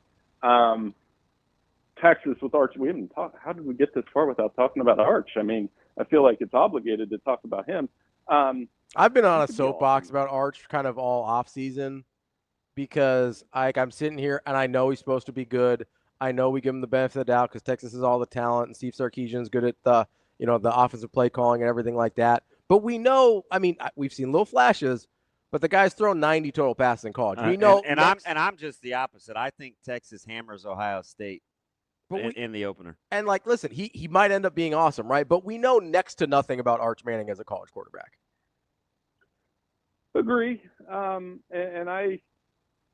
What makes it so interesting is both of those scenarios are plausible to me. Like Texas could open some eyes, and he has a great. I just think they're just really good up front, and Ohio State's. I mean, that offensive line last year was underappreciated, and they mauled people. They're going to have their hands full with this front from Texas. Well, okay, and then so let's run that through. Let's say they do to Ohio State what they did to Michigan last year on the road. Remember, they went up to Ann Arbor and housed them? Yep. And it's similar to that. The reaction the following day will be Arch Manning, number 1 pick. Here's a list of NFL teams tanking their season. The Heisman is his. All of those things, I will probably contribute to that madness. But I think that's something to keep in mind. And then the other side of it is, let's say he goes there 265 yards, 2 touchdowns, 2 interceptions. They lose late. What is our story then? I think you got to understand from my standpoint. I said the short list of quarterbacks I've seen walk into Ohio Stadium and win outside the Big Ten, really outside the last decade, and 2 that stand out. Anthony Brown did it with Oregon. Remember that game? Oh, they yeah. Ohio State bad. And then if Arch does what Baker did, the one that always stands out. He took Oklahoma in there, and they ripped through a really good Ohio State team. If we get that, I'll probably spend a day writing about Arch Manning. Listen, I love Baker. I think we grossly undervalue that season historically. Baker Mayfield was an incredible college quarterback. He's one of the best college quarterbacks of all time, one of the best college careers of all time. Well, his numbers are silly. It's stupid. Silly. I'm going to, if you guys post this, I'm going to send this next part I say to my college roommate. He's a Browns fan, and I said, when they drafted Baker, I texted him something. I was like, congrats on your quarterback for the next decade. Because I thought he was a franchise quarterback coming in, and I'm still not wrong. Because I think how he's reinvented himself in Tampa Bay. There was a bad stretch in Cleveland. He's probably top. He's top 7, 8 in the league. Right, and he beat the Steelers Browns in a playoff game. So I was like, he did more for that franchise than anybody else has in the last 25 years. And look at him at Tampa Bay. They've made the playoffs, and they have some limitations, but I just like his way. And I think you just said it that. It's almost because he didn't win a national title. He's always in the Heisman mix. Those Oklahoma teams were very good. Man, how much different is college football if they beat Georgia in that crazy Rose Bowl they played? Also, how much of that were we putting on Baker Mayfield, not the defense? Let's be honest here. I still think they should have gone for it on 4th down when they gave it back to Georgia. But anyway, but let me ask you something. I want to go to the Big 12 because I feel safe saying dark horse, but when the win total is anywhere from 4.5 to 8.5 from every team in the league, I guess everybody's a candidate. But if I just give you these two teams on paper, and he had one of the greatest, strangest answers even for Dave Aranda. If I give you – did you hear the Wolf of Wall Street? Yes. If I give you Texas Tech and Baylor, who do you like at the end of the day? Man, can you ask me after the Baylor-Auburn game? So I can That's funny you say that about Auburn, because for all as off malign as their head coach has been, they're actually going to be a thorn in a lot of SEC team sides this year, in my opinion, with their top-end talent. They're not deep. Yeah. But that No. starting 22 is legit. Yeah. Keldrick Falk and then Jackson Arnold. If they can protect Jackson Arnold, happen. Dave Aranda, Baylor. I think if they can beat Auburn, I do think with the way Sawyer Robertson played at the end of the season, they could be very good. I'd probably take Texas Tech based on the schedule a little more. And I think, they've obviously poured a lot of money into the program. Baron Morton doesn't make a lot of mistakes either. The Big 12 is going to be so interesting because I think the stat was Shedeur Sanders is gone. He led the conference in passing yards last season. The next 10 guys are back. Mm-hmm.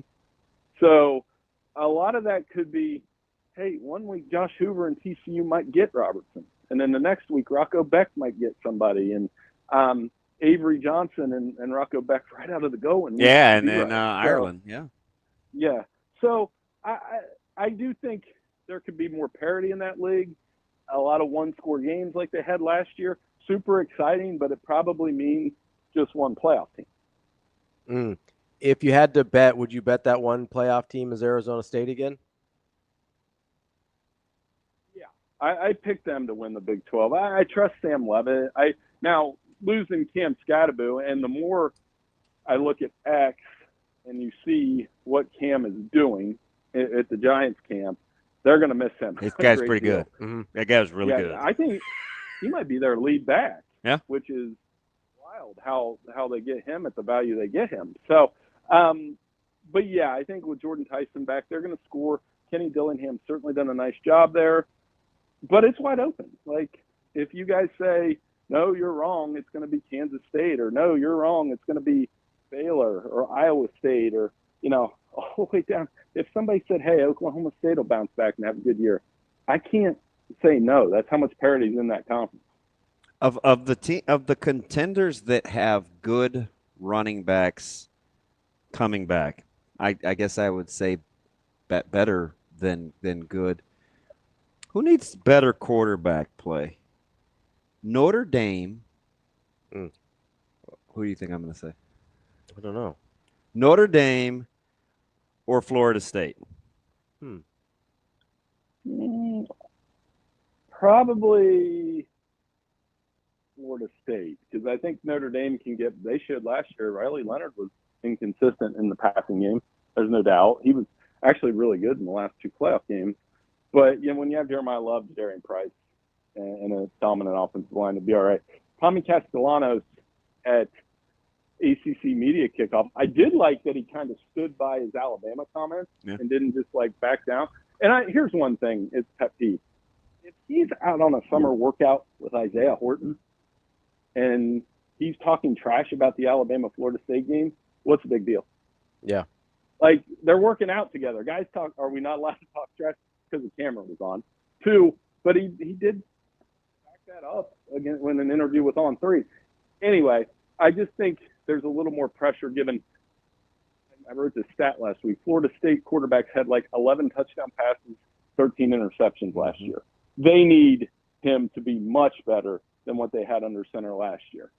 Bill, do you think, because I'm fascinated by, full disclosure, I like Florida State kind of on the side here, but I'm fascinated by the quarterback situation there because I can't figure out if Tommy Castellanos is the guy that they wanted with Gus Malzahn or if that's just the guy they could get. A little bit of both. And I think Gus Malzahn, you bring that up. I mean, we know they're going to be fast. We know they're going to run a lot of plays. We know they're going to run the football probably pretty well. Yeah. But there'll be inconsistency there. So with Castellanos, you got to sell that. I thought at the last week. Mike Norvell was probably as energetic a coach as you could possibly have. And he used the word desperate a lot. And I do think they're in some sort of desperation. They cannot be 2-10 again. They cannot be. I don't think they can be 5-7 or 4-8. And the ACC needs them. We've got a piece coming about the ACC today. They've got Clemson. You know what that conference needs if they want to, really make a push? They need Florida State and Miami to get their act together collectively. They need Miami and Florida State to be regular playoff teams. They need Miami and Florida State that game to matter like it did when I was in. I told you guys the story. Last year, flipping through and come across that game, I forgot it was on. Yeah. Can you imagine saying that in 1997? Yeah. That you forgot that Florida State Miami was on? That's a good point. We went back. Remember, I think the last meaningful one they played was 17 or 18. Yeah, there was a one-off. It's been a while. One-off that the year that I think Rick was there, and they were really good at Miami. But before that, it was like almost a decade before. So, and as an outsider, sorry, real quick, like when you grew up in Ohio, TV was different then. There were a couple games you crowded in the living room with your buddies. One, when they played it, when I was younger, and not to bring, like Nebraska, Colorado was a big deal here. You watched that, tuned in, you knew it was going to be awesome football. Florida State, Miami was that game. UCLA, USC to some extent, other than I'd always said that always followed Ohio State, Michigan, and you got really upset because you saw the sun and you were like, "What are they?" You were jealous of the warm weather at that point. Of the quarterbacks that get the yeah, but, and Bielema dropped a fantastic stat. I didn't know whether to be like, yeah, that makes sense or what in the world, but the only team in Power 4 football that's returning in threes, a 3-year defensive coordinator, a 3-year offensive coordinator, and a 3-year starter at quarterback. I was like, holy smokes.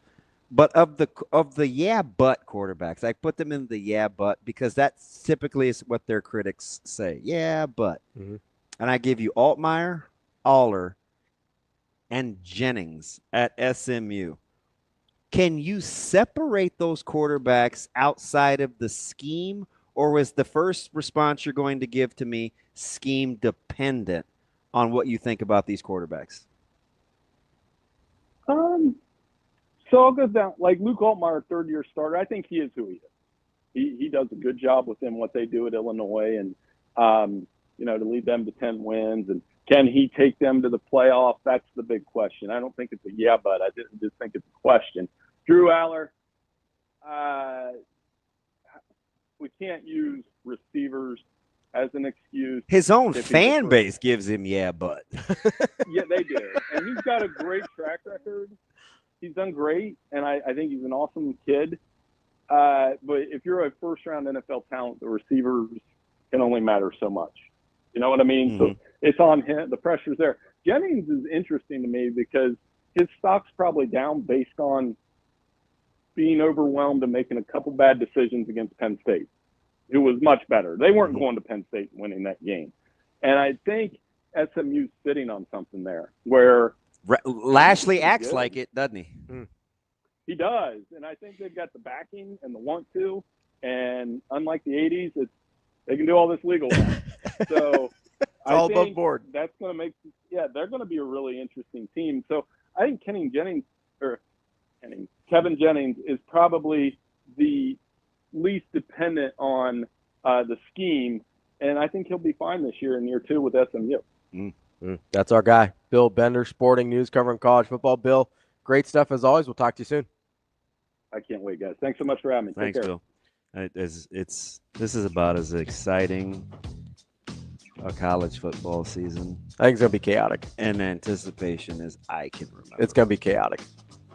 We can't peg our own conference. We can't agree on national championship contenders. Can't agree on the SEC.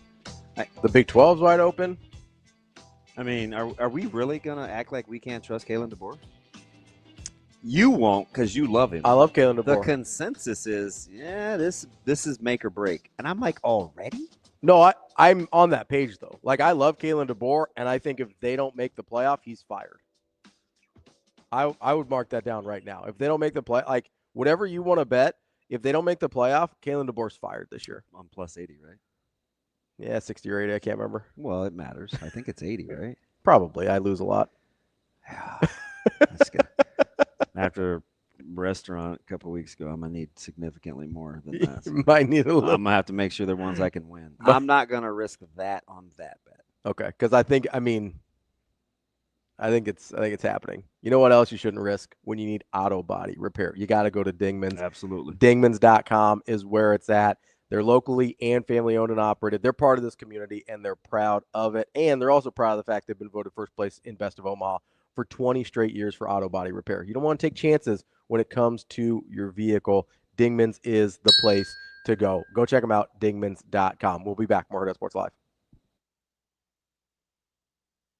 Coach, got started here with some summer practices. You're kind of wrapping that up. How's the feeling heading out of one of the most successful seasons in program history, now trying to repeat that success going into this season? Well, we're excited. We're excited about the opportunity that we have. And we got a very experienced roster and 8 seniors and 3 juniors. So we expect those guys to be mature.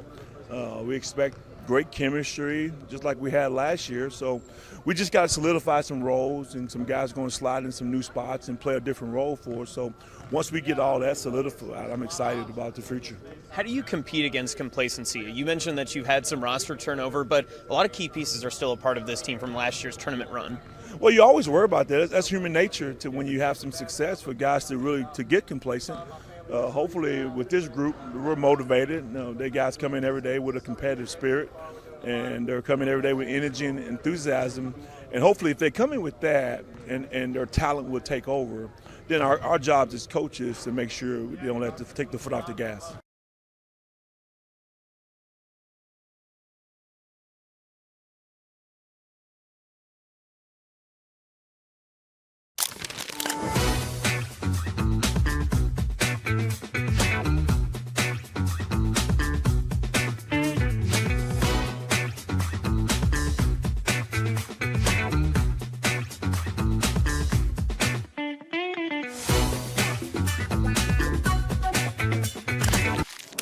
Aspirations can drive us. Sometimes a simple gesture is what fuels the pursuit of a dream. When it's time to make your dream a reality, we are here to help.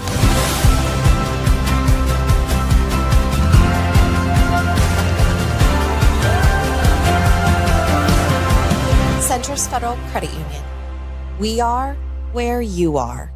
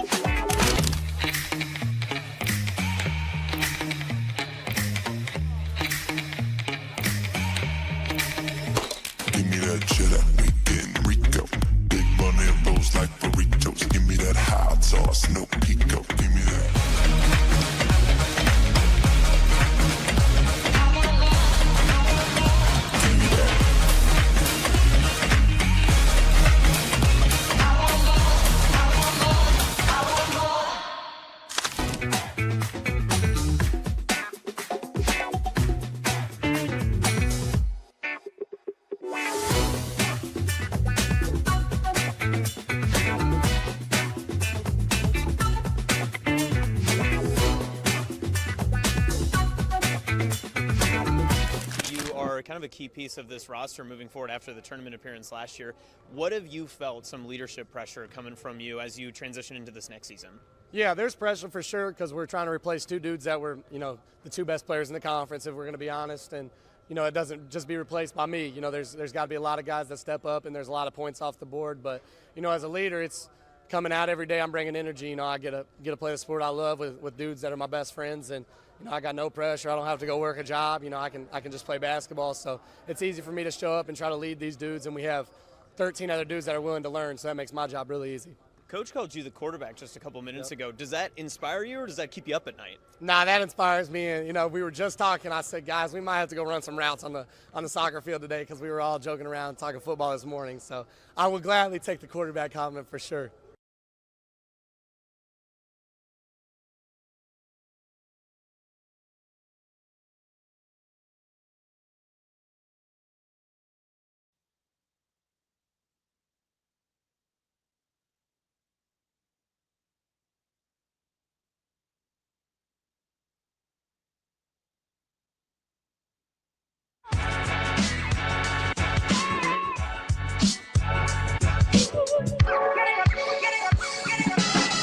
You're listening to Hurrdat Sports Live.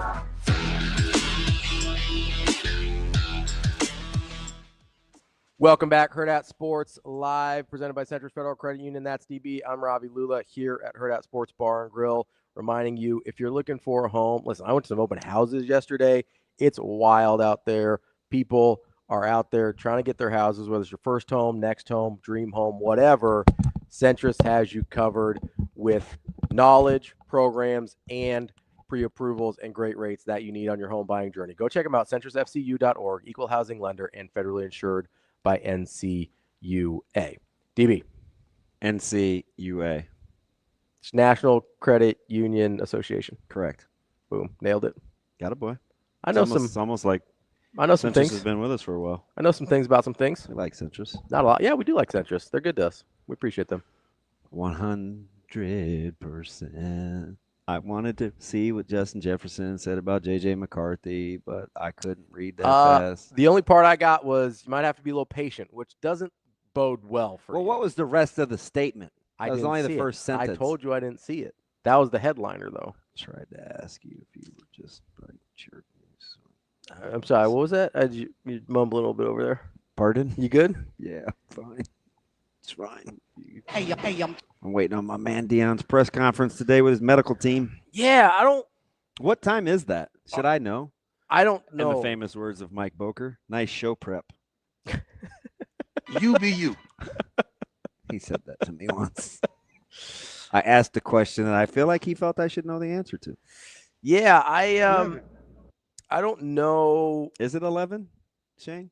11. I think he's just doing that. Dummy. I think he's just doing That's that. fine. Let me see if I can. Hey, find I'm it. on your team. Don't get me. Get Improved. How about improved? What bolster? What's bolster mean? Yeah, there's some crazy rumors Says, about what actually is ailing him. All I've got is Deion will hold a press conference on Monday. Yeah, I'd like to know I what don't. time I that don't was. have what time. The internet's not helping me out. He's on Deion time. What does that mean, Shane? 11. 11. 11. What's wrong with this dude? I think he's a little cranky about earlier. So I follow him on IG. His reels have been interesting. Deion? Yeah. I get it. I was surprised that people would actually think he's faking. Like I heard the Urban Meyer thing, and I'm like, I don't think he's faking. I don't know, man. I'm not obviously a Deion fan. Like I'm not going to advocate for the guy. Say Hughley. I was like, what? No, that's DL, not Deion. Yeah. Well, it is you. Anything's possible. No, listen, I've seen anything's possible with confusing. No, that's Kevin Garnett. Anything is possible. You got DL Hughley, the comedian. Was on a show I liked called Studio 60 briefly. Mm-hmm. And then, you got Deion Sanders. He was a dual sport athlete. Mm-hmm. You know that. No, I obviously don't have a lot of love for Deion Sanders. I will say, I don't think he's faking. He's had a lot of health issues. I mean, he's had the blood clots that were an issue. Was that last year, 2 years ago? Obviously, he's got the weird stuff that he's had to do with like amputated toes and all sorts of stuff. Like he's had a lot of health issues. I don't think he's faking. Obviously, I hope it's nothing too serious. Like as much as I don't necessarily love the guy, I don't want anything bad to happen to him. He's not Dan Hurley, you know. I am curious. I am like, it's a little fascinating. I guess fascinating is probably the wrong word, but like it is like really interesting because we're starting fall camp in Nebraska today. Like we're right up against the season here. Right. Like what happens if Deion can't coach? Although I would guess whatever he says, they've been privy to. As a As like the university. Yeah, in the athletic program. Yeah, you're probably right. I would imagine. Because I mean, wasn't he? He was just at Shadur's practice, and maybe he's cool. Like maybe he's okay now. Like I don't know if he's past the thing that he's been working on. Because I think on July 20th, so about a week ago, he posted about a week ago. I was not gonna do that. I know. I thought you were, so I just thought I'd preempt you. Feel like a penguin. He said something about, hey, I'm still working through some stuff. So I don't know if he's like getting to the other side of it, and that's what the press conference is, or I don't know. Like it's a weird, mysterious thing going on here, but I don't think it's an Urban Meyer thing. Okay. I don't personally. You don't seem like you do either. You no, yeah. but I cheer for him. Yeah. I don't, but I don't think he's lying about this. That's good. You never know with you. I don't know that I think he. I mean, sometimes you insinuate that he's disingenuous. I do think he's disingenuous, but for me, there's a difference between that and just lying. Yeah, like one of those fundraisers, and you figure out it's Munchausen syndrome and not cancer. Yeah, I get it. There's a little bit different. There's there. several of those stories every year. Yeah, no, it's wild. So I don't know. I hope, I honestly hope he's healthy. Like I hope the best for his health, personal wise, and then I hope he loses a bunch of football games. Wow. Julian Lewis on the open market already, Ravi. You heard it here first. I mean, are we sure he's even going to start? No. I mean, sure. Salter's not bad. No, I know. Coming in from Liberty. I know. Like Salter's a nice quarterback. It's a lot of good. Again, it's a fascinating college football season. Yeah, I don't even, and we're not, I mean. Are you more excited for the NFL or college? Always college. Always. Really? Yeah. To my core, college football guy. I love the NFL, but like it's not close. If I had to choose one or the other, like if you put some weird scenario in front of me and say, hey, you can never watch one of these again, easy college football. Easier to pick 6 teams in the playoffs or the AFC and NFC Championships matchups? Ooh.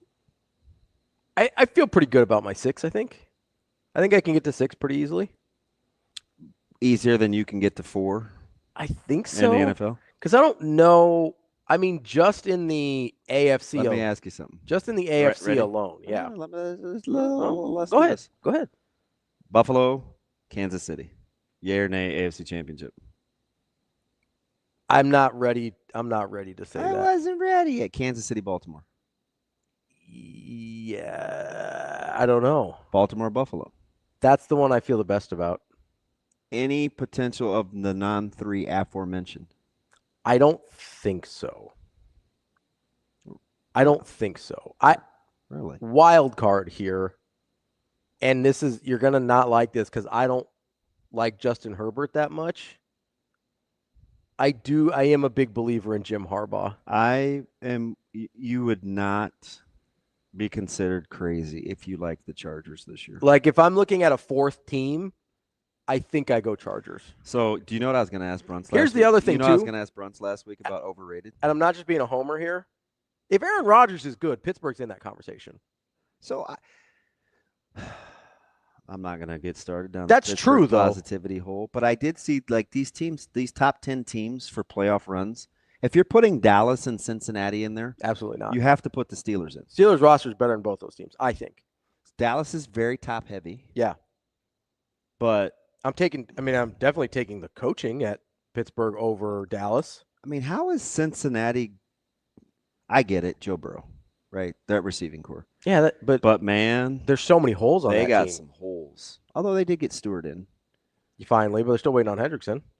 So is it just me or did 618 seem low? I get the rookie cap thing, but do you think they made more than that? It drops off a cliff the further you get in the first round. Like it drops in a hurry. Shoot, if I'm Stewart, I was like, you're going to pick me as the guinea pig for no guaranteed money? Oh, no. Yeah, he got something in return. Yeah, he did. He's good. Yeah. But it was Brown's stupid comments about going to jail and doing something. No, not that I believe that's going to happen. Yeah. Like, you don't even throw that out there. No, it's stupid. I mean, it's stupid.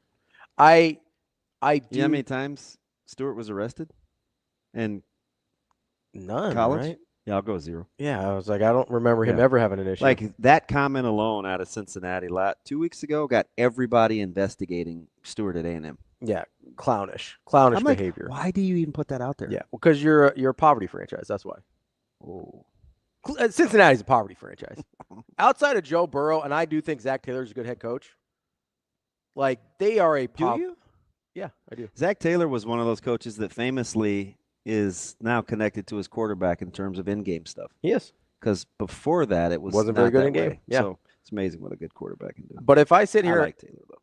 I do too. If I sit here and I go, hey, I need a 4th team in the AFC Championship, I do think it's the Chargers.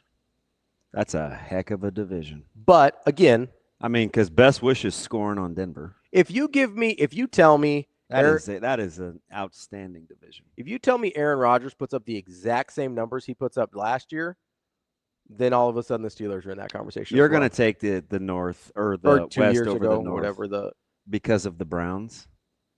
But are you sure that the Raiders? Who's last in the West? Raiders. Raiders. Yes. Raiders going to be better than the Browns this year? No. Oh, yes, the Raiders will be better than the Browns. Sorry, yes. So you like Raiders, the AFC greater. West better than the North? I think so. Who's in last place in the AFC East? I think the Dolphins. No. Dolphins and Jets is tough. I think they're both You bad. think the Jets are contenders for last place in the East? I think they're closer to last than first. Are they closer to last than the Patriots? I think so, yes. Now, I do like New England. I think the Patriots But are the okay. Jets roster is considerably better. I like the Jets roster. They're getting two things. Roster is they're getting the Jets penalty for just not being the Jets. For being the Jets. And as much as I like Justin Fields, that to me is a greater unknown on how that's going to work. Top to bottom, who's the best division in the AFC? It's either the West or the North. I think Las Vegas is better than Cleveland. I think Kansas City is even with Baltimore. I think the Chargers are better than either Pittsburgh or the Bengals. So I guess I go West. Although I think whoever you don't take there, I think they're better than the Broncos. So it's really, really close for me. Denver defensively should be able to turn your lights out. Yeah. I don't totally trust the Bo Nix thing. I'm not a fan. There is tape now, but Peyton gets to expand now. He does. I wasn't a fan. I think I think Bo Nix is limited. Like, I don't know that. I just don't know how good he is. So I can be proven wrong, and Denver's way better than I think, and that's fine. But I'm gonna need 2 full years of Bo Nix before I buy. Okay, so then you'll never get to 2 teams in the NFC. You mean that could in the NFC Championship? Oh, like to narrow it down? No, I don't have. So you can easier to pick college football playoffs than yes, yeah. But you're not excited about the NFL.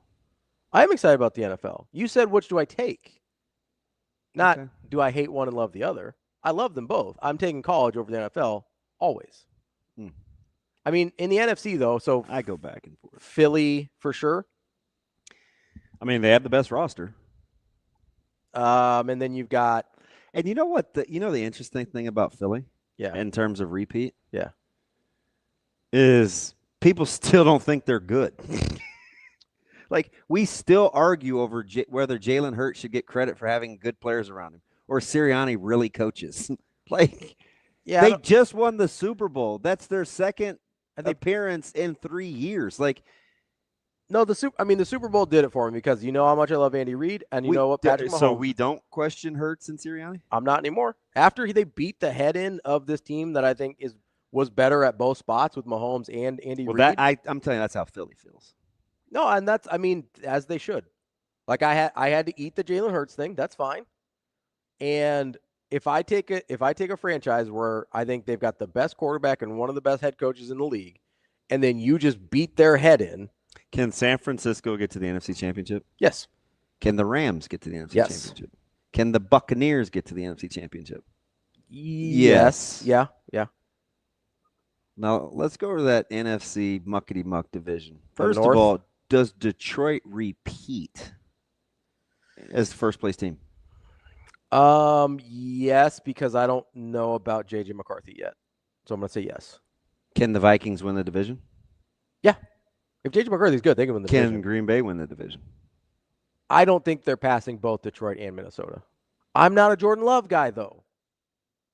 You know this about me. That roster's pretty good. It is. I don't Defensively, they'll be good. trust Jordan Love. Can Chicago win the division? Probably not. They can That make the roster is also pretty They can good. make the playoffs. I don't think either Chicago or Green Bay is passing both Minnesota and Detroit. My personal thoughts. When you look at those divisions, Yeah. collectively, who has the fewest number of losses As a division? As a division. Oof. That's tricky because some of them, I mean, obviously, like the NFC North's going to. It's not going to be anybody in the South. Beat itself up. No, absolutely not. Okay, I don't so think you're it's gonna down be to you're down to two divisions. I don't think it's going to be the East either. It's the North or the West. It's got to be the North, doesn't it? Yeah, I mean 10-7. I'd The like- Bears could easily be 10-7 and be in last place. Yeah. Let me see who's their cross. They play. Do they play the AFC North though? So they get the AFC North. So that's the problem. I mean, the Steelers have Detroit in like week 16. So the Lions go versus Browns at Bengals at Chiefs. No, so they go. God. Well, they get the first place schedule. I know, but my Lord. It goes at Packers, Bears, at Ravens, Browns, at Bengals, at Chiefs, Buccaneers, Vikings, at Commanders, at Eagles, Giants, Packers, Cowboys, at Rams, Steelers, at Vikings, at Bears. That schedule sucks. Listen, that's my number one regression team. That is, that schedule's brutal. And they have to replace Ragnar. Like that is, who does the NFC West get? The NFC West, NFC West gets the AFC South? Yeah. Yeah, I'm going to take the West for more wins. Because of the cross division. Okay, now. Is that crazy? Just let me ask you this out loud. Okay. Who's the worst team in the AFC South? Worst team in the AFC South is... I know you want to say Jacksonville. No, it's Tennessee. Is it? I think so. I borderline, so I'm going to be honest with you. I want to say the Colts.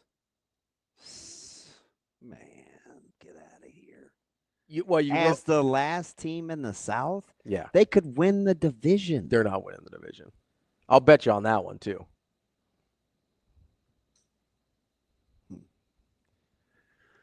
So is that the worst? No, he gets the field, so he gets the other three. So I'd have to give you So juice. I don't love. So I don't like that. I'll give you 40 for 20. So that's 2-1. I meant the worst division. I mean, you get 40. What did the Texans win last year? 10? I think so. Yeah, 10-7. Man, I mean, listen, I will 2-1. I'll take my. You get the other three teams. I will take my chances that Daniel Jones and Anthony Richardson are not leading Indianapolis. I want a to similar anything. proposition on 2-1, but not that one. For what? For who? Just anywhere. And the Rolodex. I want a 2-1 where you get everybody else. I love Daniel Jones and that experiment because it doesn't cost him anything, and he's a definite upgrade. No, it's the smart thing to do, but I'm not taking them to. I mean, that very well. I think either the Texans are actually due for where they start to. I mean, are they going to always be hurt? I don't know. Like, I would like to see them healthy. I think the only two teams that can win the division are Jacksonville and Houston. I don't think Tennessee or Indianapolis can win the division. How did you fast forward? You watched Jacksonville a year ago, right? Yeah. Last year? You watched that? Yep.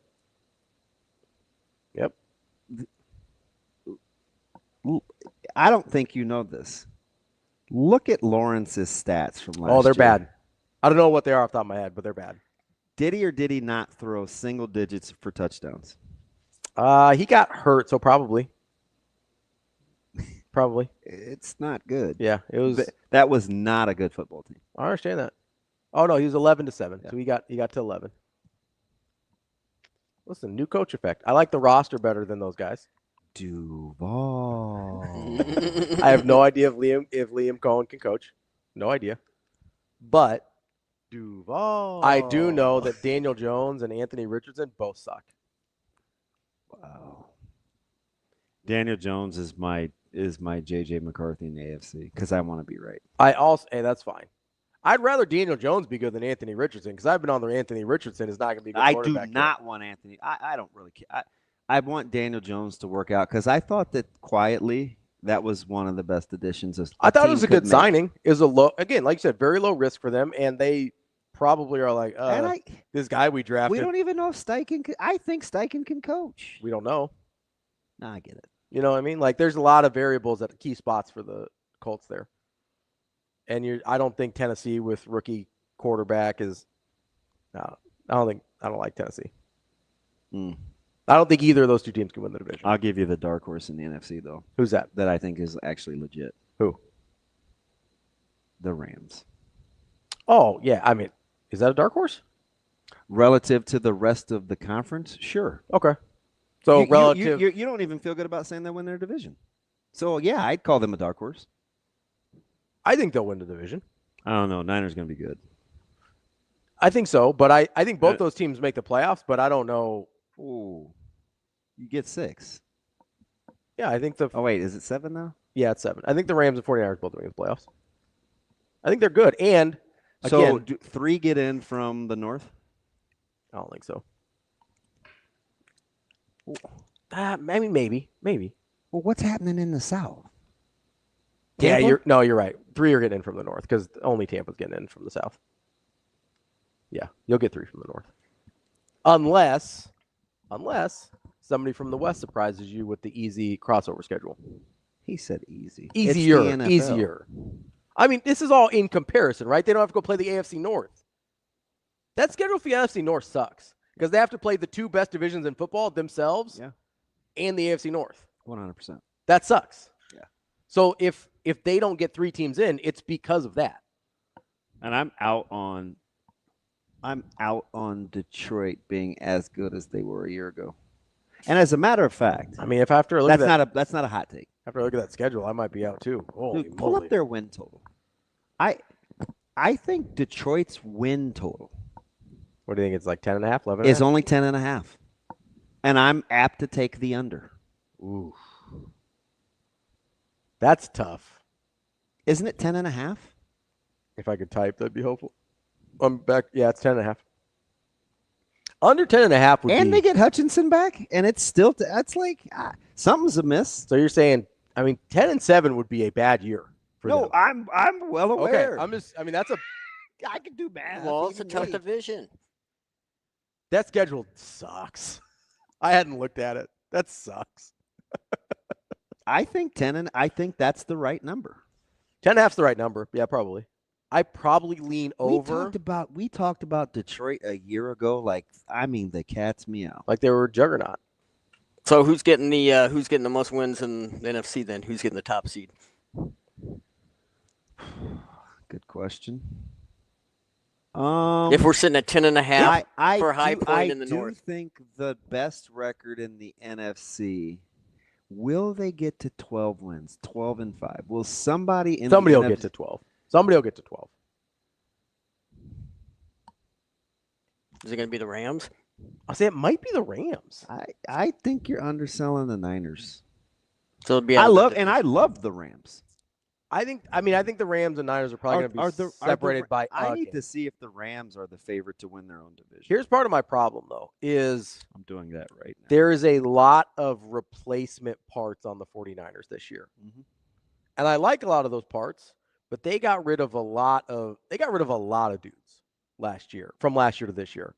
So there's a lot of question marks there, especially on the defensive side, that I just don't know about yet. To win the division, Rams have to be the favorite in that division. Well, be patient. I'm just saying they have to be. Be crazy if they're not. Be crazy. Let's go down to the NFC West. I know. See, I'm not dumb. Contrary to popular belief. What's in the first hour of every show? What are the I'm numbers? still not dumb.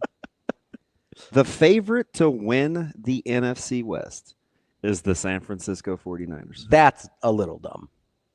I'm not saying you're dumb. I'm saying that's a little dumb. Vegas agrees with me. Plus 145. You wouldn't take the 49ers to win that division. Yes, I would. Over the Rams? Yes. I called the Rams a dark horse.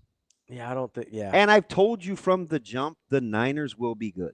I don't disagree that the Niners will be good. I disagree that they'll be better than the Rams. Okay. Well, we're splitting hairs because the Rams are plus 165. I think they're a game apart, one way or the other. Like, I think one goes like 11-6, 12-5, or 13-4, 12-5. Like, I think we're a game apart. So it does. I mean, we are splitting hairs here.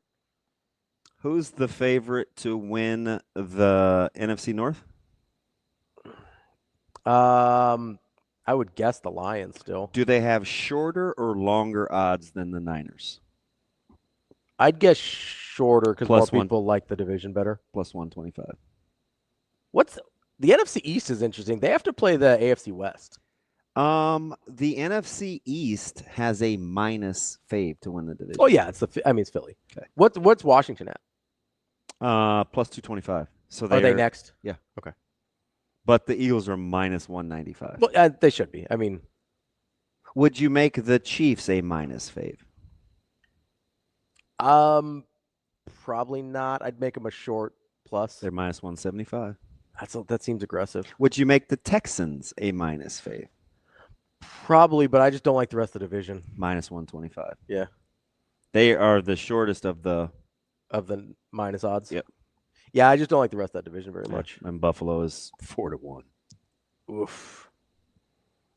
I mean, it makes sense. 4-1's a lot, but and they have the Jets plus 1900. They're probably so Vegas agrees with you about the Jets pulling up the rear. They're probably Does that surprise you? I think the Dolphins are worse than people think. Wow. I think I don't know that I don't see a huge difference between the Dolphins and Jets. I think they're worse. Patriots have the next best odds, plus 600. Yeah, I mean, I think Patriots end up second place in that division. God, that's fascinating. I will say though, that's about just DB likes the Jets. Well, and Mike Sauter. That's about the only division I can look at and say, I don't know how the second team wins that division. Yeah.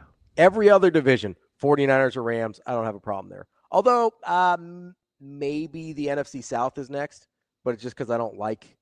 But it's probably Atlanta, right?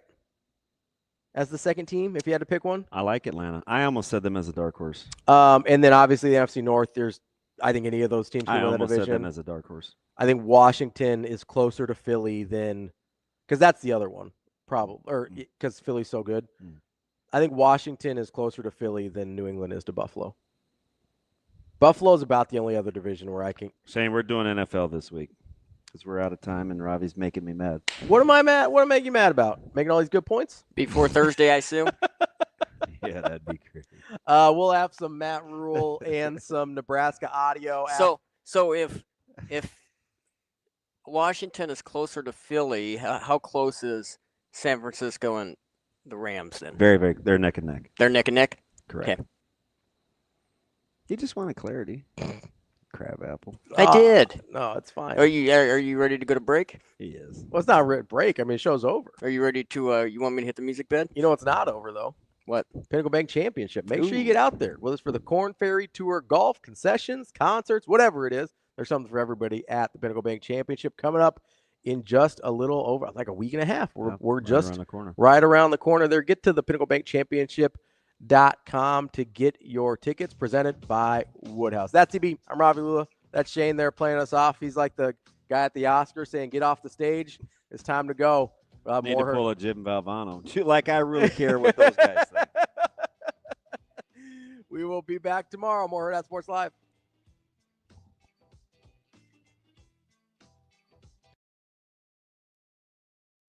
See you. Have a good day. Love you.